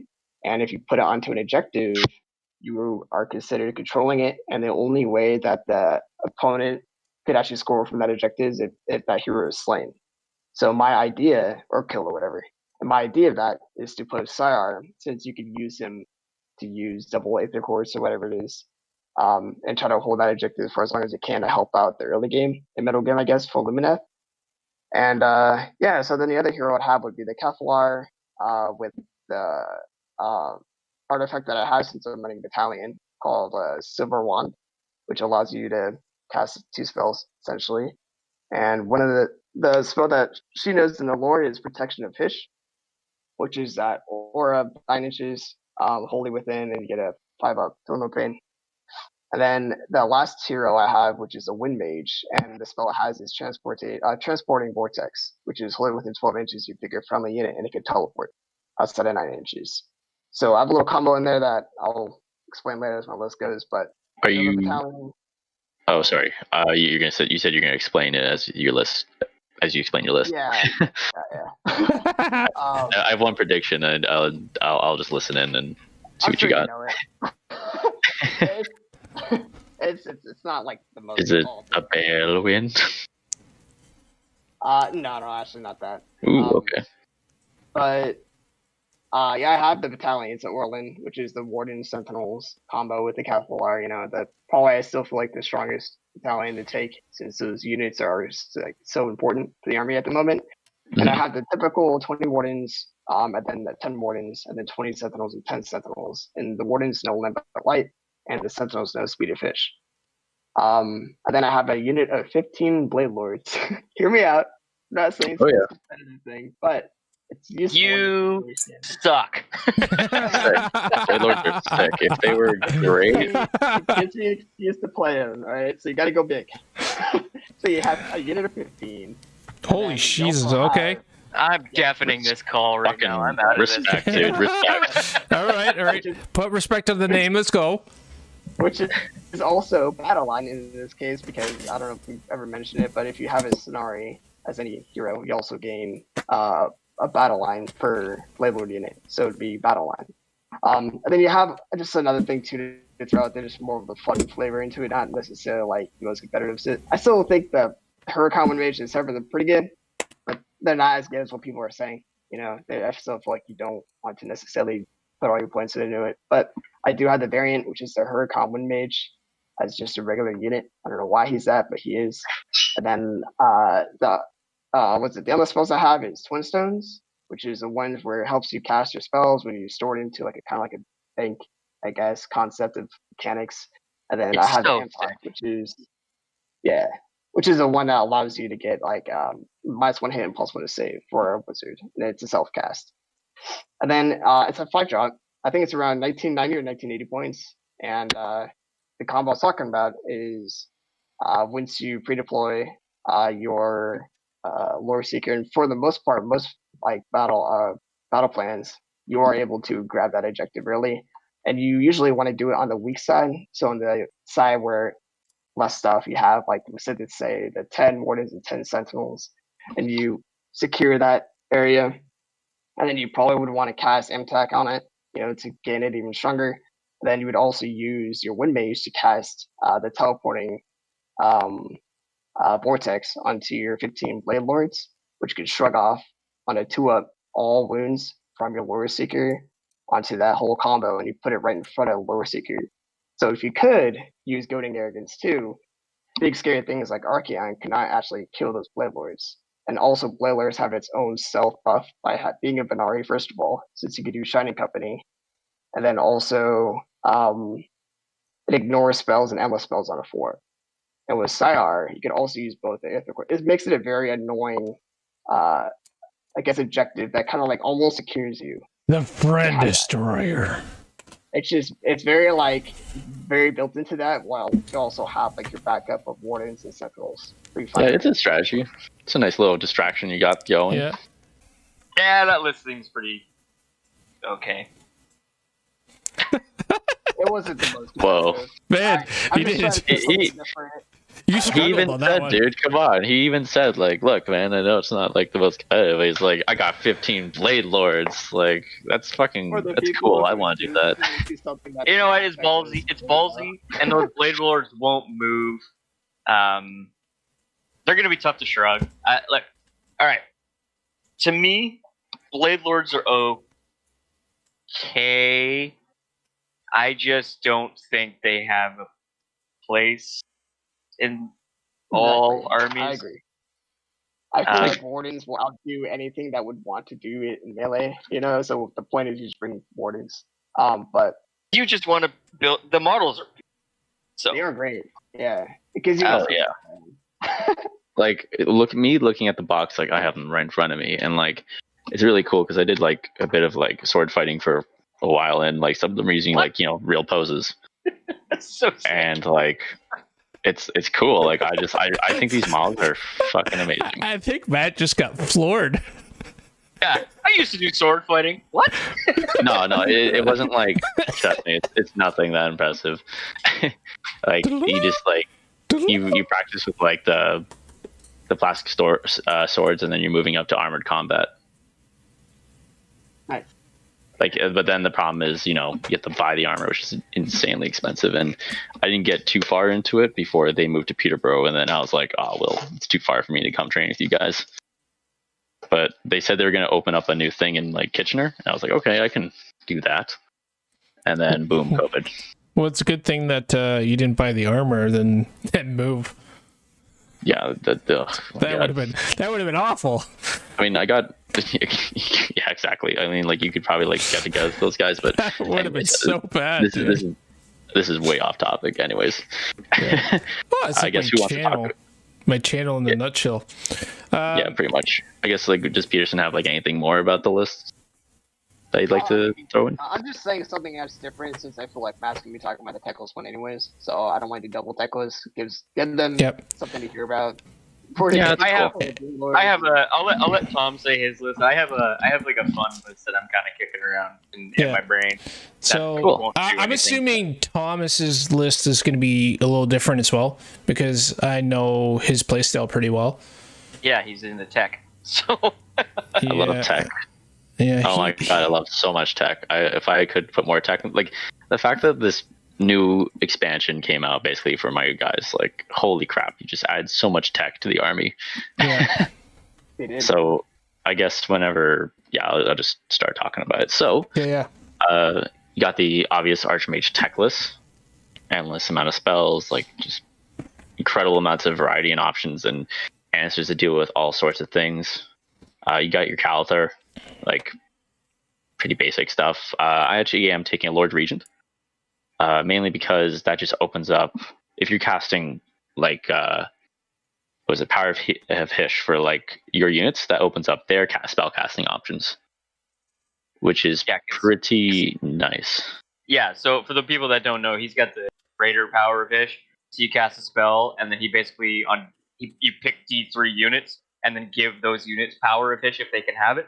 So it opens up. Yeah. Anyways, sorry. Go ahead. No worries, no worries. Yeah, basically as Matt said, yeah, D3 units, fantastic. Plus, like, he's got an additional built-in -1 to be hit, as long as he hasn't spent his last Aether Quartz reserve. So really, he's like around other units. He's like a -2 to be hit at all times, which is pretty sweet. Plus when it casts for that spell. That's pretty spicy. Oh, that's right. Yeah, I'm just opening up the page with the Lord Regent, and yeah, like you can usually I would take the Goading Arrogance on him. That way, it would just be a deterrent for any big heroes to charge anywhere near him, which is great. And after that, it's pretty much, I got 3 units of 10 Wardens, 1 unit of 20 Sentinels, a unit of 10 Sentinels, and 5 Dawn Riders. And then after that, it's Geminids, and I'm actually playing around with the Runes of Petrifaction.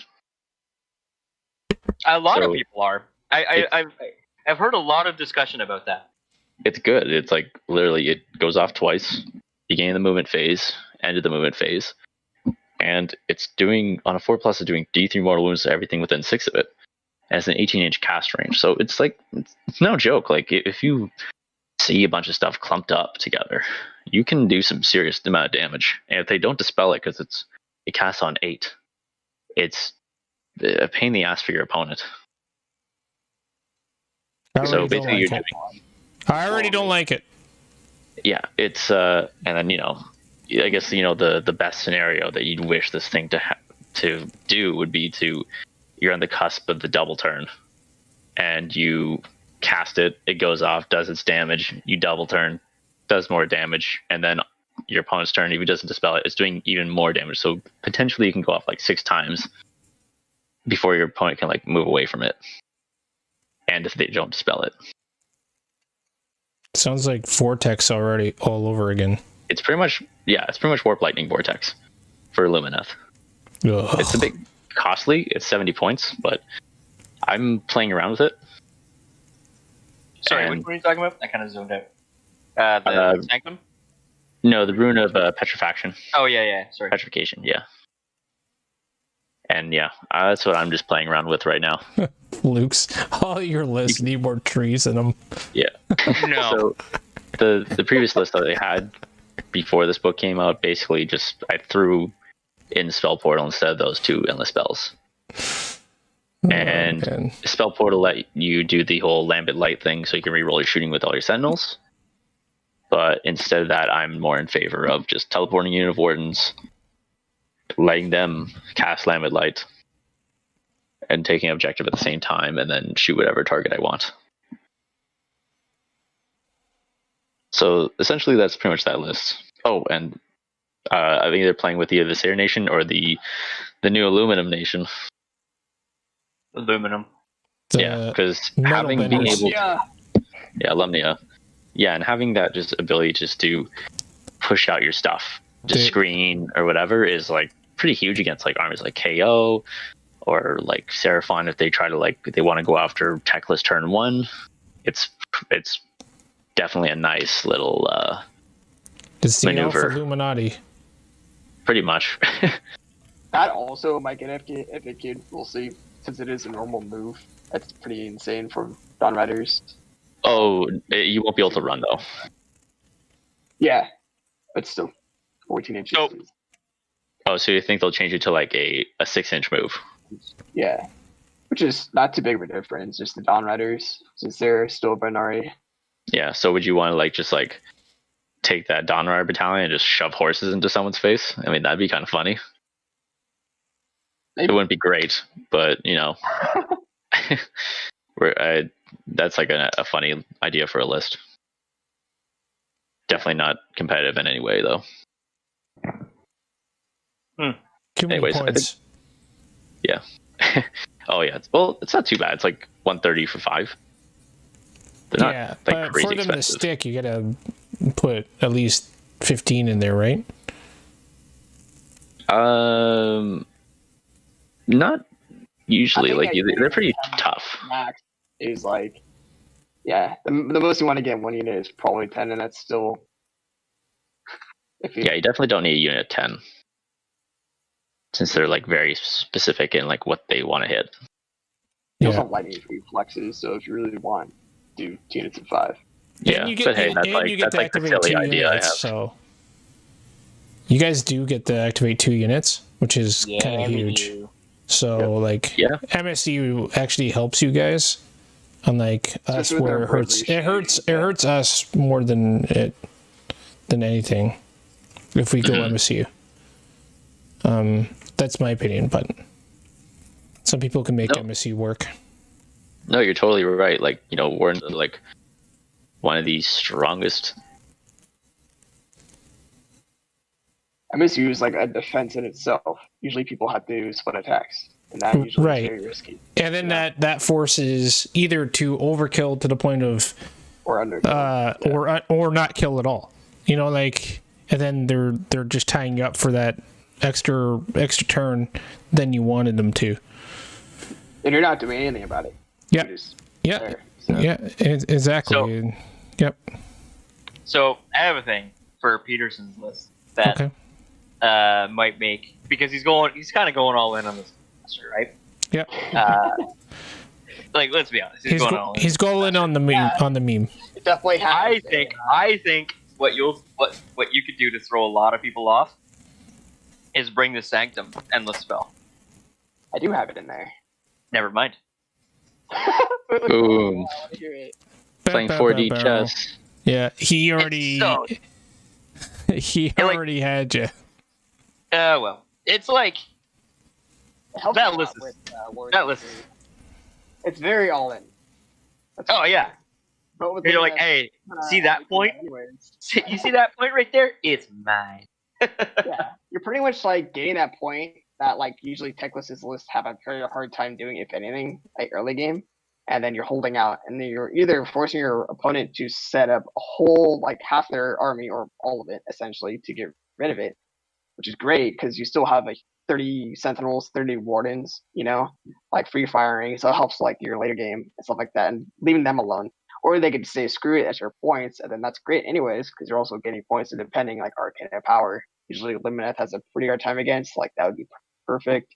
But I'm sure they'll probably change that anyways in the future. Since it's kind of with Morathi, it's just not the best battle plan. Let's Oh, go on Morathi, physics. hell yeah. It gives you variety, that's for sure. It's just different. Yep. I still think Techless is the way to go. I mean, Yeah. for me personally, why I actually bring Techless is for 2 things. Protection of Techless, which is probably the most important thing for all Lumineth armies, is survivability. Yep. Yep. And then also the Sonari, or the Selenar ability, which is the spell shrugs, because most competitive armies right now are very good at casting spells, and that's so important for, again, survivability. This Storm Stirring White Light is good. I think it's just extra. It's really good for damage, but I mean, like, honestly, if I had to be real, Protection of Techless and Sonari, Selenar ability. So yeah, the Selenar ability is sick because it actually makes Croak afraid to cast his Comet spell at you because you could constantly reflect it and be like, okay, D3, D3, D3, back to you, right? So It also helps with your power efficient, just small stuff like with your spells, +1 cast, +1 unbind. You know, it's just that the amount of things that you get with Techless is just his own battle zone, essentially. Hey, look, and guess what? It is. So here's a not competitive off the wall list that I've been thinking about. It'd be hilarious. I'll probably never win a game with it, but because it's all like kind of super situational. But it basically just I just kind of put it together to fight against Mitch's douchey Nurgle list. But yeah, actually probably not. But so you could run, and I don't care about how many you run, but you can run a unit of what do I got? I don't just so like just run anything with Shining Company, which is -1 to hit. Then you take Avlanor, which has a -1 to hit aura for a unit, enemy unit within 12, and then you can do Geminids, which is another -1 to hit, so they're your -3 to hit, and then you take Ballistas, and then use their once per game Yeah. thing. So you could potentially make a unit -40. Stacks. Unreal. Here comes AoS 3.0 and saying, sorry, you can only do 1 -1 stack now. Yeah. And another one. And another one. But it's just hilarious. It's just hilarious. Like what Yeah. what did I run? It was like block of 30 wardens, a couple other things. I think I ran the battalion again, but because the battalion is actually very good too, right? 'Cause, if you're within 3 inches of a unit from the same battalion, they get to reroll saves of 1, so they basically get Mystic Shield for free if they're in close range. So that's pretty sick. But what intrigues me is the super fast list of just straight up Ruse and Dawn Riders. Man, that could take a lot of people off guard. Okay. Yep. That's their very alpha, all in, going fast, and win the first 2 turns or lose. Yeah. Where's my phone? Let's say. The fast Okay. early game. In the weird situation that Azir has been updated before Warscrolls, which is fucked. What do I got? So I've got the battalion, the Hurricane Battalion. So I've got Severeth, sorry, the Wind Mage, block of 10 Wind Chargers, 5 Wind Chargers, 5 Wind Chargers. And then I've got the Dawn Rider Lance Battalion. So I've got 2 units of 10 Dawn Riders. And then I've got the Venari Lord Regent in there as well. It's fast, could hit pretty hard, potentially. But, you know, it's fast. It's fast. And then, I don't know, I like Severus Warscroll. I just like his Warscroll ability. The one is just like if you're within 3 inches of him, you can't pile in. Or it's -2 to your pile in, so you're essentially only piling in 1. Yeah, but he can't even be caught in combat. He can't. No, but it's mechanics that helps you keep your wind chargers alive too, right? So Yeah. he's pretty. I don't know, and I like the model. I just finished. I've been in mine too, but not separate. The variant. You could still say he's him, right? I mean, they're so similar. Yeah. Very close. But you know, it's there. I mean, I have my hits and misses of the book, and then I just think what I find interesting, and I think what the book is really trying to do, is there's a weird. They're doing this weird play on modifications from the battle rounds. So if you look at example the twins, which sadly not good. Just not good on a Lumineth list, I suppose. Yeah, I mean for the points, they could be taken in any order, which is pretty sweet. But I mean they're 260. 60?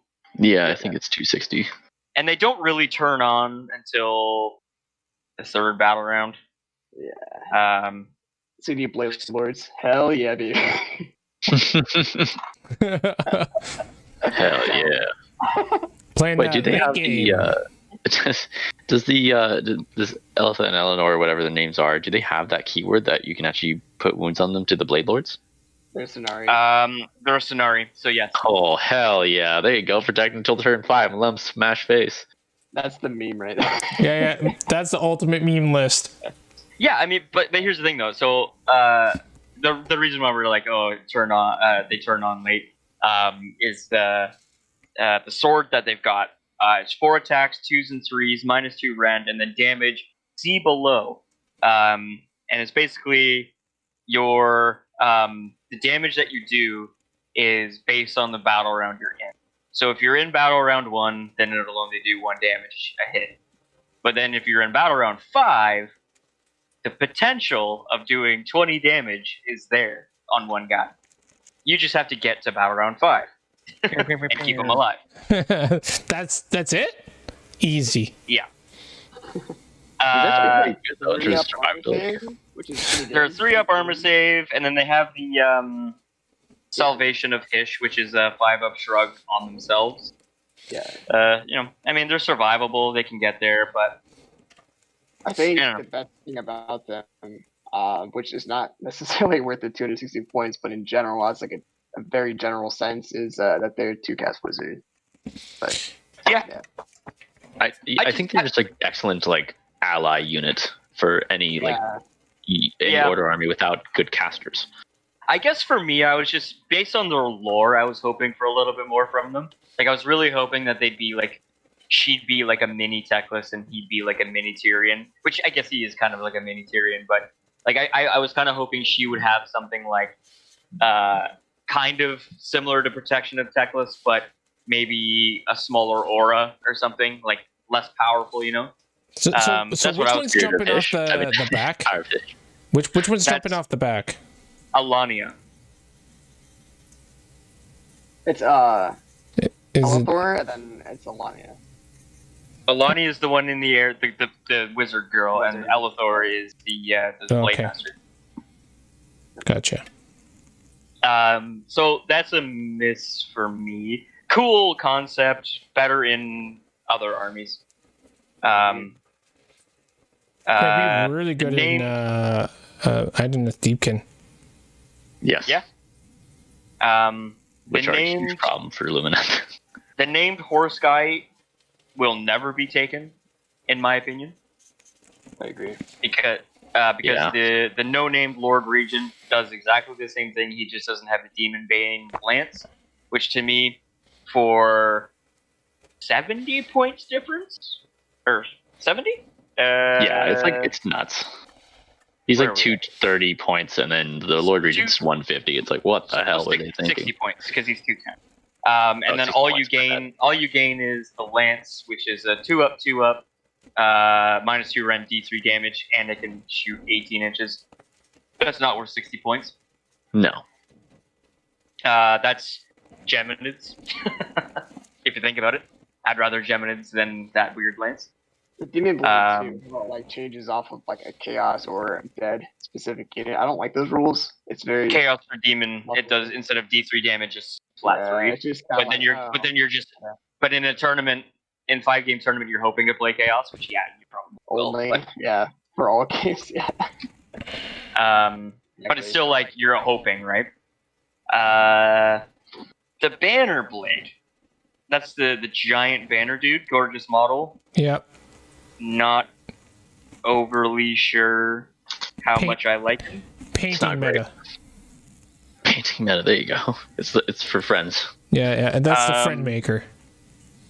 I Has a don't cool ability, but yeah. I don't hate his ability, but it's a once per battle based off, and then you get the modifier based off the battle. And it's not round that automatic. you're in. That's the worst part. It's like you have to roll No, below the battle round, correct? Yeah. Equal to or lower. Yeah. So like no one's trying that until turn 4 minimum. Pretty much, because Because unless it's me, you're not getting it. Yep. Plus, he's not even a caster, which is like kind of unfortunate, because like you have so many competing units fighting for the hero slot. That's like, what does this guy do? Yeah. The best thing Yeah, he's about him, in my opinion, is just he's a hero. Painting meta. That's it. he's a gorgeous model. His banner's not bad, but it's not great. I mean, That- to me, it's like I'd probably never take it. That sucker How is is it getting so great problems? glued to something. Yeah. He's getting glued to your display base. That's basically Star what's Shard- happening. So Star Shard Ballisters, I personally like them. They're only 100 points per ballista, and generally for Lumineth, you're kind of figuring out a way to spend that 100 points. So I mean, if I could take one ballista, cool. I've played a couple games with the battalion, and I ran 4 of them against Mark, and they did work to him. So I don't hate them. You just need to find a place for them. And I think in a non-techless list, they've got a great place. Yeah, That's I the way mean, I like see it. it's either all Sentinels or all Ballistas in my mind. I still don't mind taking. You can take one, but you don't take like two and then like 20 Sentinels. Yeah, You know what I mean? I mean, I can could. argue taking two or even three if you have the points. Simply because of the on hit, you get a once per battle on hit, you get a -1. It's got some pretty decent utility. Yeah. Oh yeah. It's there. I mean, but if you have the room for them, it's not a bad thing to take. So to me, it's kind of like it's not an amazing unit, but to me, it's like. But Yeah, if you had the choice between the two, what would you take? Well, if I had the choice between the two, it would definitely be Sentinels. Do more damage, but the Ballista's 30 points less. So, and like I said, there's always that time where you're always fighting to get 200 or 200 or 100 points. Squeezing that last bit of out of the orange. And then if I could throw for 200 points, I mean, me personally, I could justify taking 2 Ballistas if I have 200 points. Depends what else I've got on the list. Let's go with that. But all I'm saying is they're not bad. I need this model. I love it. They're a little bit more like you need to do full I guess damage output on them. You need a little bit more going for them. Sentinels are very much straightforward, just power fish for the most part, and I guess limit if you really wanted to, but with the ballistas you do need that if you want that +1 hit, which is important, not only just to stand there, but you need a hero to be 24 inches from that ballista and 24 inches from the enemy unit, which is not too hard, but I feel like that is, I don't know. I feel paired with a lore seeker. Yeah, or the wind mage or whatever. Yeah. I mean, it's not it's impossible, but you need it, and it's a little harder to do than Sentinels. But all I'm saying is for 100 points, they're well costed, and I don't see a reason if you have 100 points and you already have your endless spells in there and stuff. I don't see a reason to not take one, other than the fact that it adds 1 drop. But it's still not a bad thing to take for 100. Actually, it's a great 100-point thing, in my opinion. I agree. Before this book, when we fell into that hole of 100 points left, there was Stone Guard, and that was a no. Mm-hmm. Or I guess maybe endless spells, which is good too. But yeah, if you already have those anyways, then yeah, I would say just a ballista randomly in there is not a bad idea.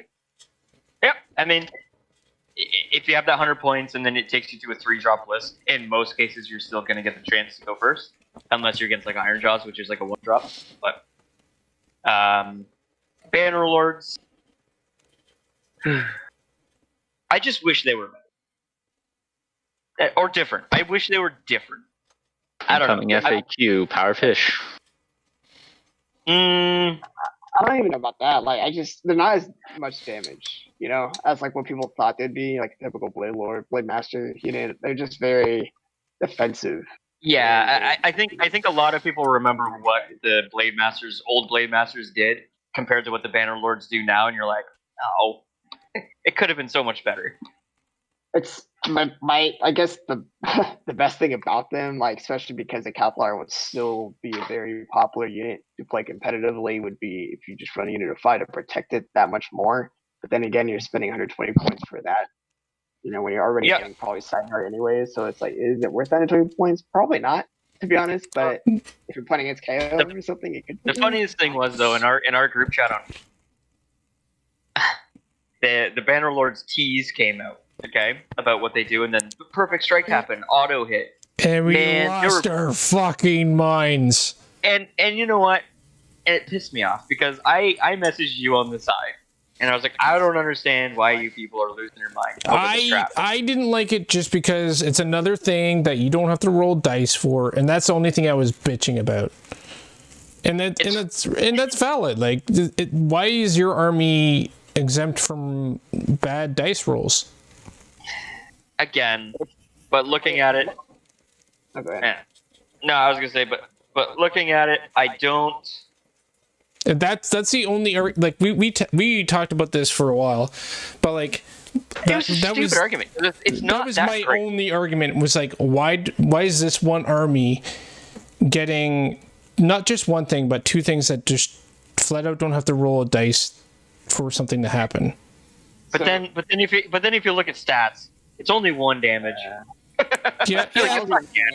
Well, I looked at it after, right? I looked at the hit thing and then looked at the fact that how much damage it was actually going to do, and then I just went, oh, well, it's stupid rule, but where it doesn't do anything crazy. What it could potentially crazy is with Fury of Blows.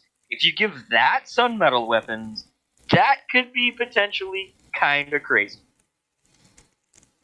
Because they're 2-inch reach weapons. Did you say why? Well, I said that's probably why they didn't. Oh yeah, no, 100%. Because like if you throw them into a unit, like a decent sized unit of things, their Fury of Blows is they get attacks based on the number of enemy models within 2 inches of them. And I think we did a thing where we drew like some diagrams and measurements. One model could potentially get like 6 attacks, which is friggin' nuts. Yeah, I don't know. And if you give that Sunmetal weapons, when I think of Lumineth, I think of like, as we all probably know already, that their stats is not like their wow factor; it's their abilities. So like people like forget that they're like, oh my god, they have these abilities, and they match it with their own army, and they gotta be insane. Like, yeah, but remember the damage output and the actual stats kind of make up for that ability. So like the abilities are great and annoying, but like then again, like you said, they do 1 damage each. So right. It kind of makes up for that. Like, oh, that's insane. Like they could pile out 6 inches and all that stuff. It's like, yeah, but then again, they don't do much damage and they die to. Yeah, you really don't want them in combat, and they're expensive. Yep.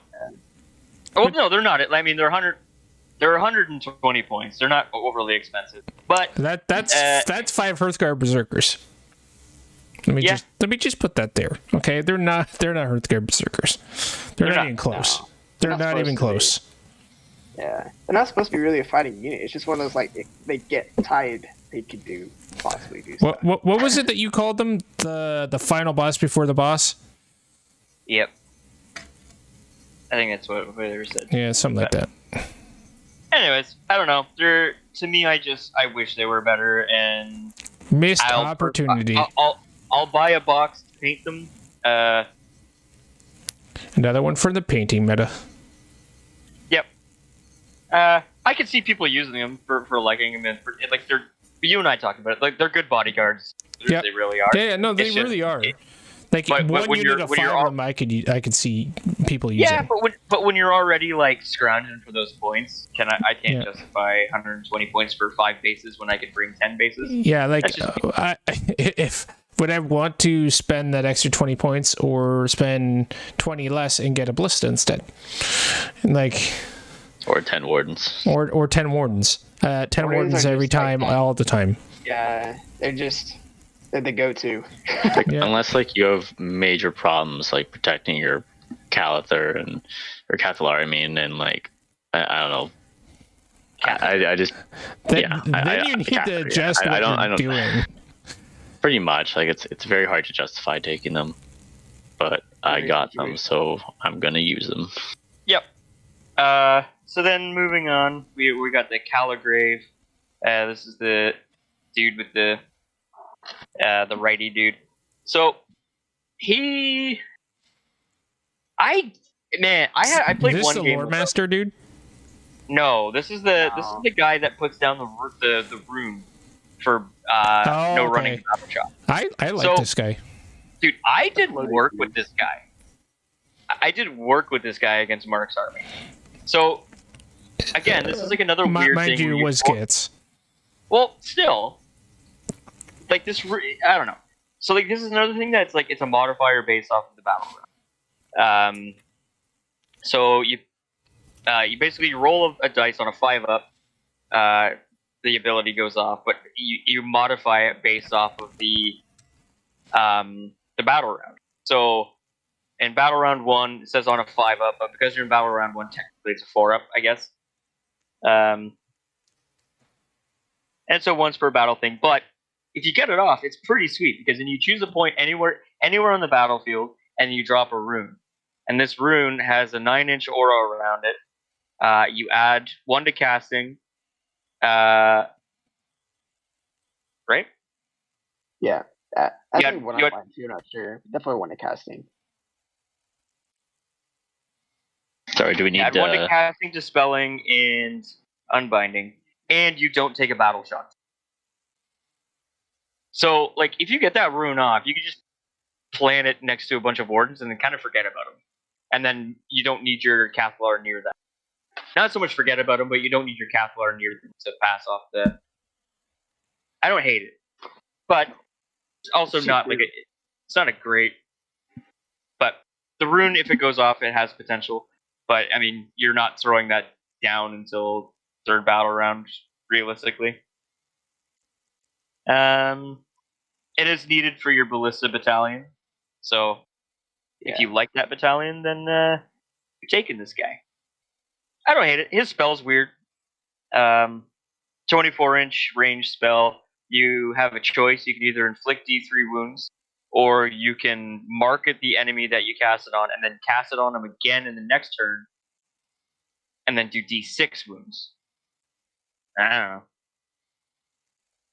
Yeah, don't know. you'd rather just do the D3, D3. Yeah. I guess The maybe. range is huge, though. Yeah. It's erasure. I don't know. It's just weird. It's a weird thing. I don't know. It is. It's cool because, like, I think you brought up a good point that it has huge range. Yeah. And that's the most important part about this. It's basically a good magic missile that you could just, like, send onto a character and do D3 mortal wounds instantly. Yep. And, like, Yeah, I don't like- think anyone would mark and then cast the buffed version of the spell. Mainly because, you know, like, you're doing more damage with 2d3 rather than 1d6. Yeah. It's not as risky. Yeah, I mean, to me, the spell could have stopped at 7-inch, casting value of 7. If successfully cast, pick an enemy hero within 24 inches of the caster. You can inflict D3 wounds on that hero. And the rest of it, I don't know, it's weird to me. I think the reason why they probably didn't, I'm not sure, maybe the designer thing, but the Wind Mage is the same thing. It's just D3. Mm-hmm. So they probably didn't want to copy paste. Yeah. Yeah. More different, but...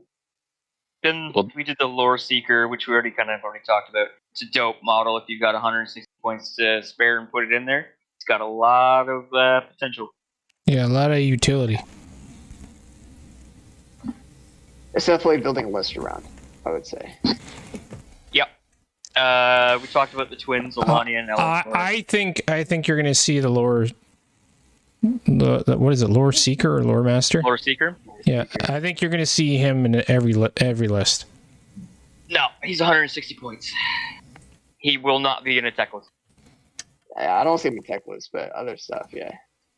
I was actually thinking about putting him in my tech list just because, like, it's another potential for, like, a screen or a just objective capper. Yeah. Because, like, with the tech list, they're pretty slow. I guess you could drop 10 Sentinels for him. I'd probably replace my Regent for him, but I'm kind of playing around right now. You have the Regent. That's right. Sorry. Yeah, but yeah, I think he could. I think his potential in, like, any list, but again, it's up to player preference. A lot of the issues that Lumineth had back in the day was falling behind in the objective game too quickly. Yes. And this one guy can curb that bleeding a little bit. That's one guy can, and also the fast stuff. Right. I'm just saying it's one more option to stop the bleeding from hemorrhaging so fast. How I saw it was when I would play game before this book was how fast can I deal enough to an army to capture objectives later in the game. I was Yeah. like, how fast can I do that? Like, am I turn? It's usually like a turn too slow, or like you do it in time. Like, did I like not score enough points? Did it take me too long to do enough damage? Did I get pinned too early? You know, stuff like that. Because the attrition is really good with Equus, of course. So you kind of rely on staying in the late game. But yeah, I think he's good. Yeah, he's fine. Like it's a good unit. It's 160 points, a bit pricey for a hero, but for what he does, I think he's worth 160 points if you have the room for him. Totally. So, yeah. Don't hate him. You could build a list around him and make it a good list. I think what scared a lot of people was because it didn't have a name before they actually showed it that it was unique. Again, the argument in our chat was, "Oh, you just take 3 of them," and it's like, no, you can only take 1. So come on. Tom, What? Who said that? you wanted to take 3 of them. Oh, the lore Well, secret? if you had the opportunity to take 3 of them, would you not? Oh, you're I talking would. about like way back when, not during the stream. Sorry. Yeah, not during Yeah. the stream. We're talking about when the I tease missed something came here. out, and everyone's like, "This guy does this," and it's only. But yeah, so they made it unique, so everyone that calm down. Makes sense. If he wasn't unique and you could take more than one of him, that'd be crazy. That'd be a bit much. Absolutely.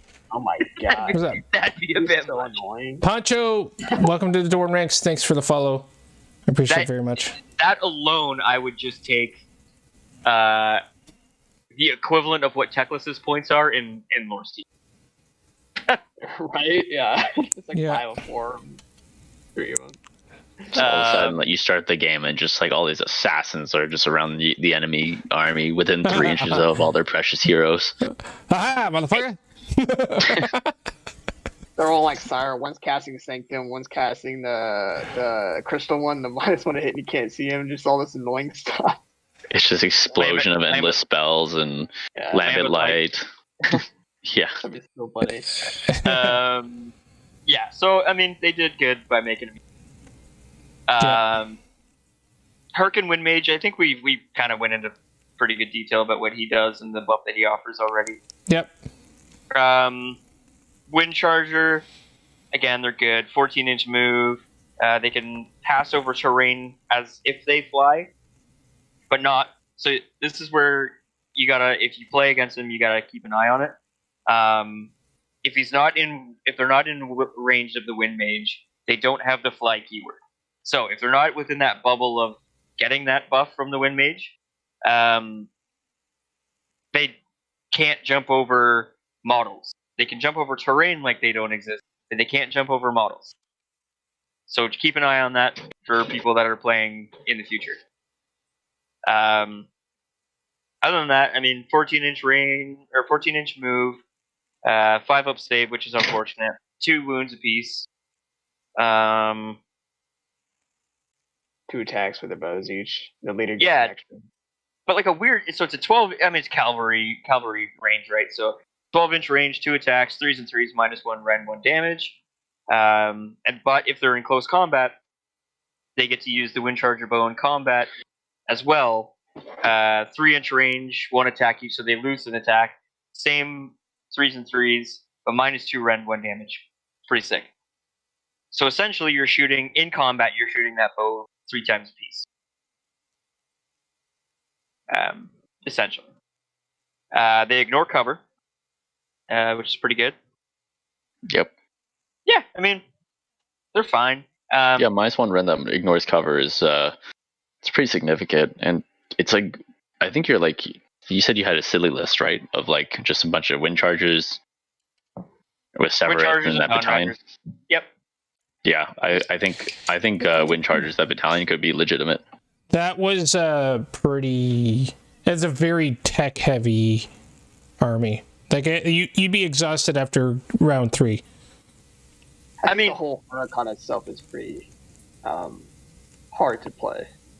Well, It's hard to play, but the problem is, like, it's a very demoralizing list for the opponent if you deploy everything correctly and position everything correctly, where you could almost deny the combat phase constantly. and it's kind of annoying. Can't confirm. So you will see it competitively because it's a super fun list to play and people will just play it. I mean, people still play Sylvaneth in competitive tournaments. Sorry to the one guy that's in here. Yeah, folks. Yep. Beautiful models. Beautiful models. Painting meta. Shit book. Call that. Yeah, I mean, if you go all wind chargers and yeah, you know what? You could almost do 2 battalions of this and do just because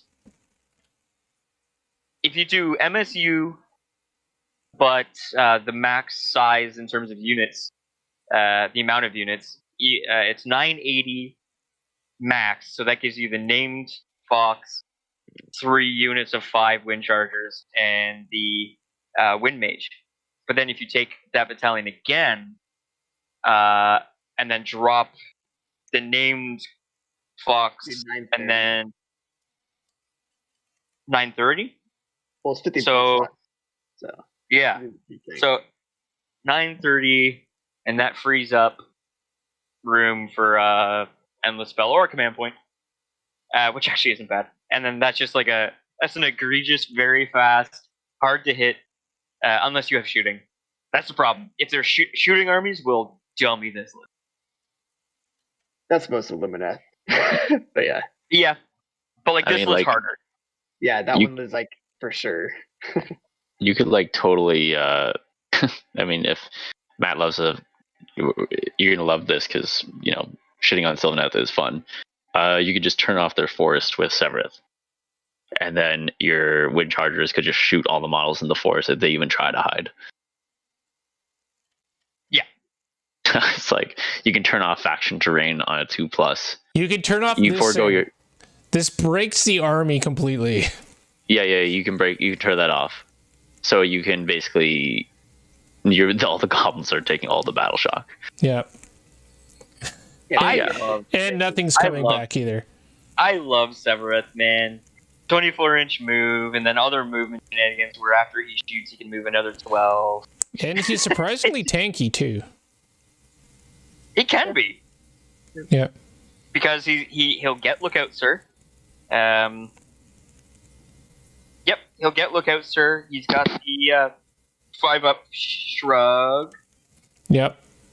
He's got the aura of, I think it's like if he charges into you, then you're -1 to hit him anyway. He's fun. He's a really good harasser, that's for sure.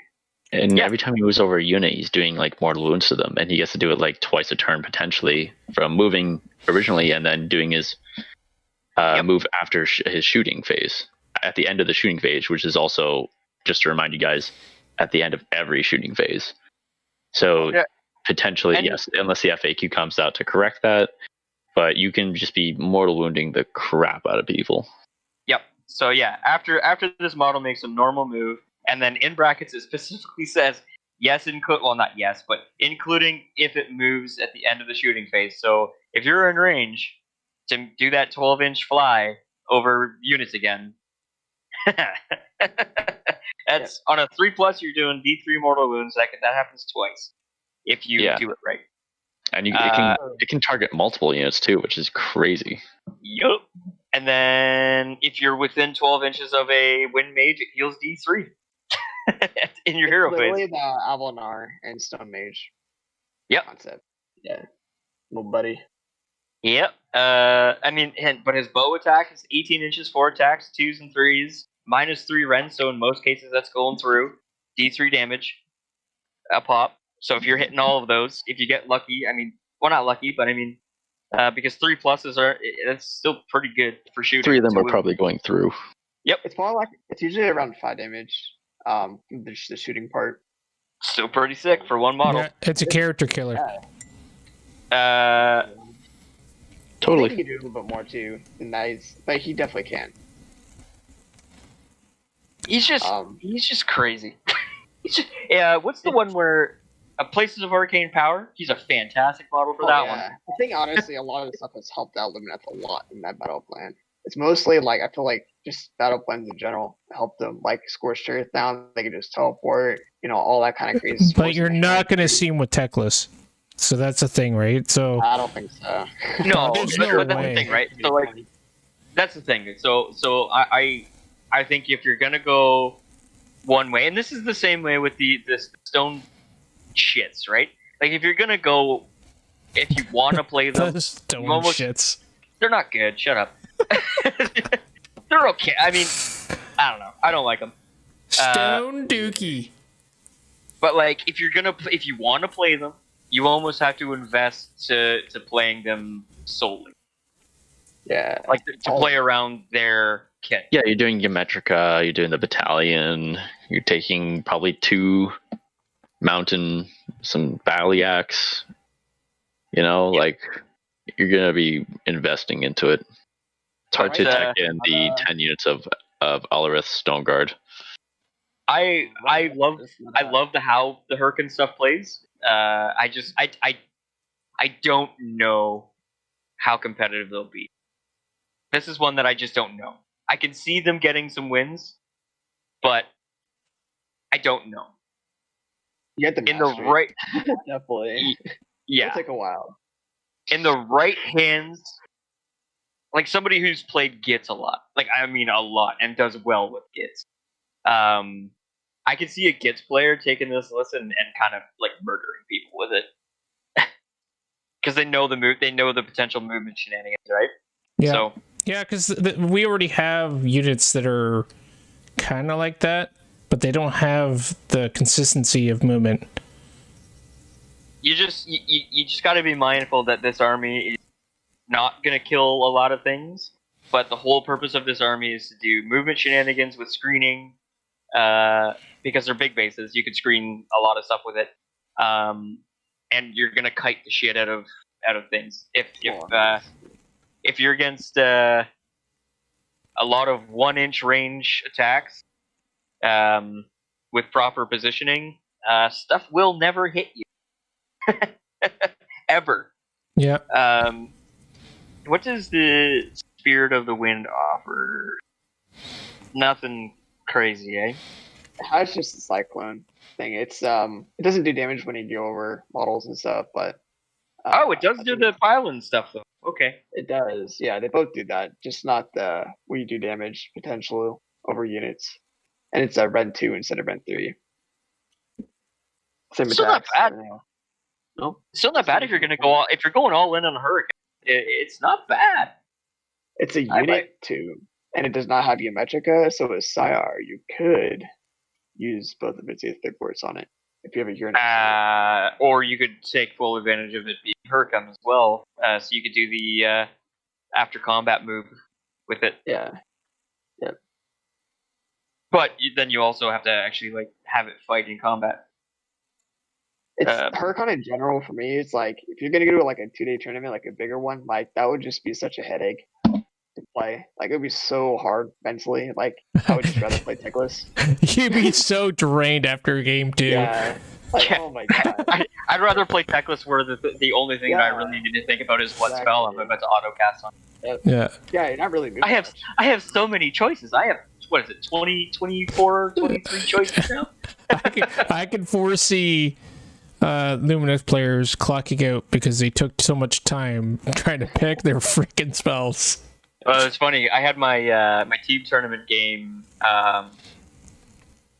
Thursday, and I went through my hero phase pretty quick, and he's like, "Wow, I thank you and I appreciate that you're less than 20 minutes." I was like, you have to go in with a plan, Yep. because that's a lot to think about. It is. That's most of the time I feel like that people get stuck on. Yeah, I don't know. Like I'm not sold on a lot of things. Blade lore, Blade things. I'm not sold on a lot of that. I'm on the fence about the Hurricane stuff. I think it'll be fun to play in friendly events, stuff like that. 2-day events, I don't know how well it'll. In this current meta, I think the meta is still not in their favor. Like KO just like Lumineth period. Like it doesn't. Yeah, I don't know. It'll be fun. That's You all. need, I feel like Teclis right now is like the one way to help out with the meta when it comes to just magic, mortal wounds, and all that stuff. It's just It certainly didn't help you guys, the fact that everybody latched onto your original book and went, oh, we got to shift our... And then the meta shifted because everybody was so attached to what was happening with the Lumineth Realm Lords. Well, all eyes were on it, right? Because Yeah. they're like, oh, Teclis has the potential of being egregious. Yeah. If you stack a crap load of Sentinels, right? Like It's never good to be on the receiving end of a meta shift. And the reason why it shifted. Well, let me Warscroll build something real quick because I think so. I'll go into what it was like originally ran, because it was basically just Sentinel spam, right? Yeah. pretty much. It was like, what, 60 Sentinels or 90 Sentinels? Something stupid. 80, I think. Yeah, it's 4 units of Wardens, 10 each, and then 4 units of 20. You don't need that. You still don't need that. Well, 1 sec here. Cathalar, Wardens. So you only need 2 units of Wardens, and then the Sentinels will act as battle line after that. Then you max them out, duplicate. Cathalar is a must. Still. With the battalion too. You need it for the. Yeah. I just feel like that's still the same, but Lumineth, like you still really need those lower drops competitively. They just rely on their spells. Just it's too important. 140. Okay. So yeah, you can run a unit of 20 Wardens, 10 Wardens, and then 20 Wardens, 10 Wardens, and then 60 Sentinels. Without the battalion. And that's with Teclis and the Cathalar. You could drop the Cathalar and then go something crazy. So if you do just Teclis, and then I don't know, that's still too much. I don't know. But yeah, I mean, 60 Sentinels is kind of crazy. It's a lot of shots. It's a lot of mortal wounds that could go through, but it's not. It got figured out very quick. It's also risky. Yeah, very risky. I'm curious, though, Matt, with your Teclis build and like how you were saying that, like if anything, it would only change it very little. I'm curious to see what it would if you could bring anything now. What would you bring in addition to your Teclis list from the new stuff? So I'm still very, very much like invested in what I'm running now because I just think what I'm running now, it's pretty good. Just getting Teclis's the Hurricane spell lore on spell lore on Teclis is amazing. I'd like to free up some points for a lore seeker potentially, because then like shift some things around where instead of running 2 units, maybe not run the battalion like Tom was saying. I like the idea of running and teleporting 30 wardens. Yeah, like to be that maybe you just unlock battalions. Yeah. Yeah, I like that a lot. Yeah. I almost I with teleporting ability, I almost don't think I can now justify not taking 2 units like of max size sentinels, you know? Because then I can get my wardens where they need to be and then they can do this. And like I could just run bigger units of wardens because I mean with 3-inch range and power of fish on them, they're kind of nuts. They do more than Sentinels, obviously. I mean, Sentinels honestly do one of the least amount. It's just how they do it. People get annoyed about.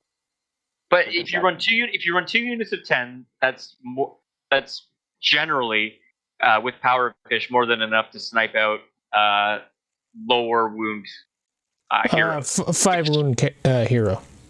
Yeah. Yeah. Yeah. Because I mean, you don't need lookouts there because you're really just fishing for the 5s and 6s.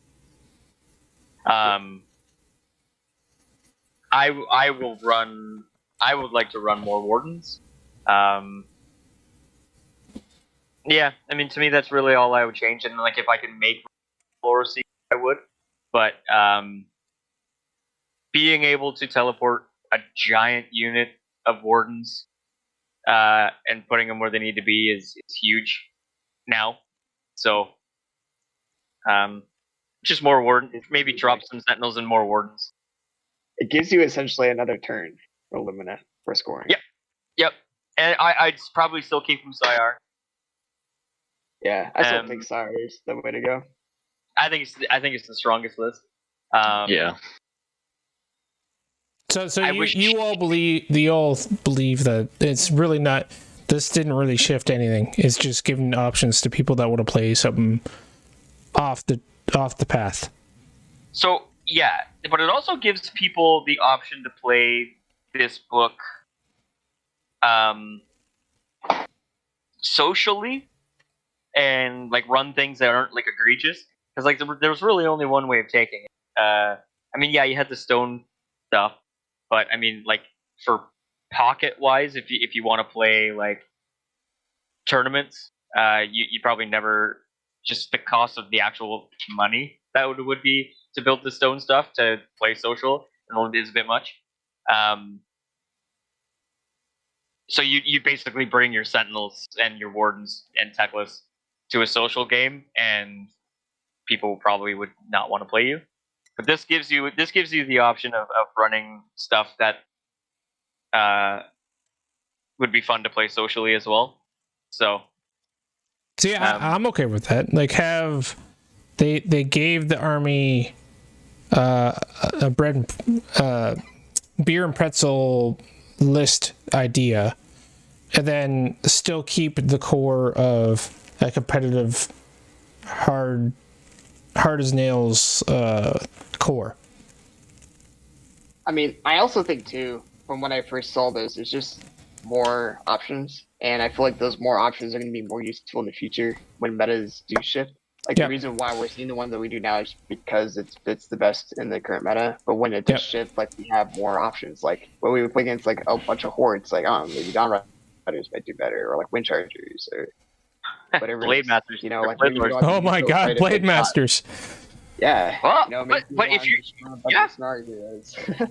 So it allows, like, I guess, that army to continue to move on, you know, as the game progresses and changes, especially with the Age of Sigmar 3 possibly, you know, ever, like, showing up. Who knows? Yeah, I mean, this whole army could play differently in a few months. Yeah, I don't honestly think this current meta is going to change because of Lumineth. I think, if anything, it will change maybe because of Archeon. But, yeah, that's that. In a horde meta, my opinion of the Blade Lords will change. But right now we're really not in a horde meta. So nope. We need Skaven to come back. But then I'd actually play we're gonna start to see people building lists that go towards more against like Archeon, because it is a popular faction. A lot of people play it. That's the thing too. It's not like, like Fire Slaves, you might see one maybe or two, or even KO. Like, I'm a minority. It's like Archeon teams. You'll, like, I played against it every tournament, you know, and I was surprised. So, and it's one of those things where it's like, I mean, eventually you're gonna have to probably build. It's a good idea to build something that can deal with it pretty well, you know, and maybe the mortal wounds and stuff like that might go away, at least not as heavily built into it, because, you know, you're not gonna do anything against Archeon with that.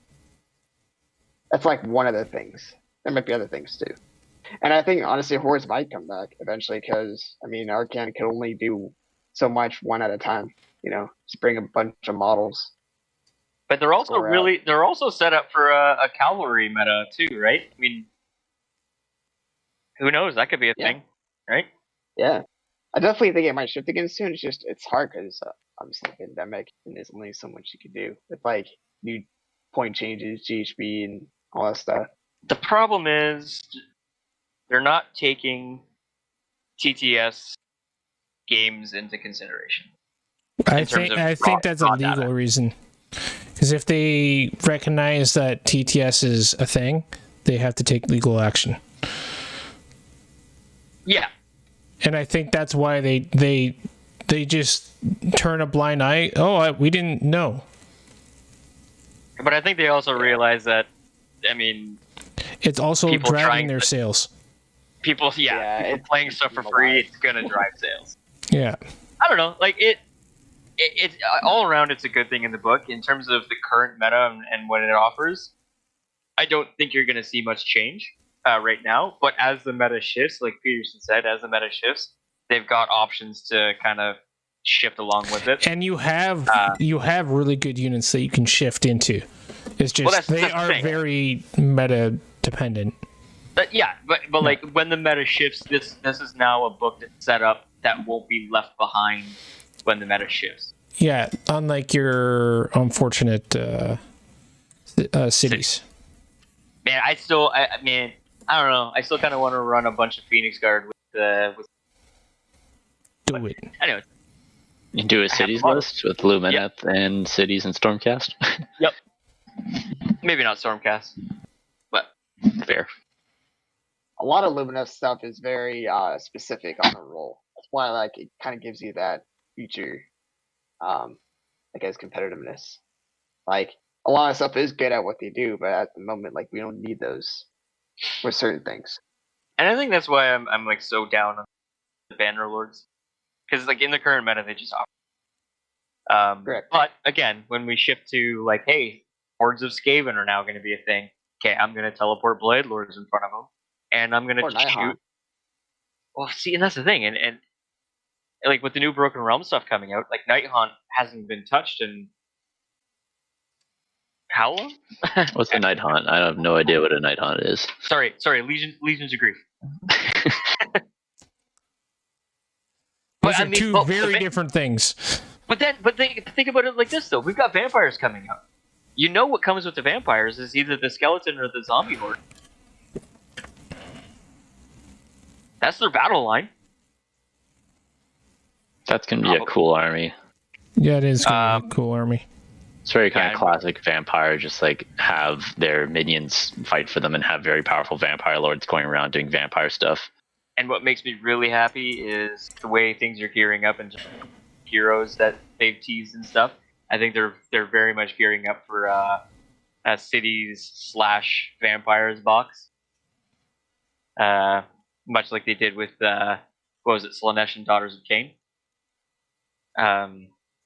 Because the father and daughter witch hunter heroes or vampire hunter heroes, why would you launch those if you're not putting them in a box with vampires coming up? Maybe that could be interesting if they had new city of Sigmar models or units. They have that hero, and I don't know. They've got Curse City, which they're not good, but I mean they're good proxies. Yep. And the skeletons, man, they got that swag. Dude, you know what? If you actually look at like GW's skeletons, they do skeletons really well. Like really well. They do. The new ones are even better. It's incredible. It's all those years of skull tech. But if you look at the skeleton warriors that are now currently out of stock because they're replacing the Curse City skeleton. If you look at those skeletons, they're not bad, and they're how old? God, so old. Ugh. Yeah, they got they got ham hands. No, they don't. Well, the old ones do. No, these ones don't. The ones that are currently on the GW site. No, I'm referring to the old ones had of ham hands. The old GW ham hands. You're talking like the metal. You're talking about the metal skeleton. Oh yeah, they're old. I'm gonna look up these models because like I do forget what they work like. I haven't seen skeleton warriors in a long time. No, no, as you wouldn't, because Yeah. Chain Rasp Horde are now the new skeleton. I haven't seen him since Tomb these- Kings were new. Yeah, the new stuff is like at least in my mind, a big upgrade. Oh, 100%. They're beautiful models. But like what I'm saying is, if you look at models that have stood the test of time, these skeletons aren't bad. If you look at stuff that came out around the same time, Chaos Marauders, they're ugly. They're ugly. Yeah. But these skeletons are not bad. The zombies aren't good, I don't think. Or maybe they're not bad. No, the new ones are incredible. I love that they have like tree roots coming out of them, and they're carrying gravestones and like tiny trees on their back. It's disturbing, man. Like, look So at it, cool. Like, oh, God. But that, but the gravekeeper, the shovel guy, such a nice model. Like literally one of the best models that GW put, in my opinion. You're doing a really good job with all these model sculpts. He reminds me of that. I can't remember what he's called. I think he was like the caretaker from The Witcher 3. He's from like this DLC, and basically he looks similar to him. Yep, I know what you're talking about. Yeah, I he has, 100% this of that faceless- DLC like an idiot. Yeah, he has the face. He has like the no face. He's got the shovel, and like he's probably gonna do some magic stuff. It's gonna be cool. He's got a Silent Hill vibe. Oh, totally. Yeah, there's a lot of things. Esque. Look. I mean, the Warscrolls that came with them, they're dog shit. But I mean, the fact that you could just proxy all these things in, and the game itself is pretty fun. So I can't wait to play it when we can actually, see people. I think are we done with the Lumineth Pretty Realm much. Lords? I think so Yeah, too. I think we've kind of shifted away from I'm pretty sure too. Honestly. Thanks so much for watching. If you liked it, hammer that thumbs up rune. Come join us on Twitch. Be part of the discussion. Follow the Instagram and to keep up to date on anything I'm doing in the hobby wise. And join our Discord community for the memes. All my social links are in the description below.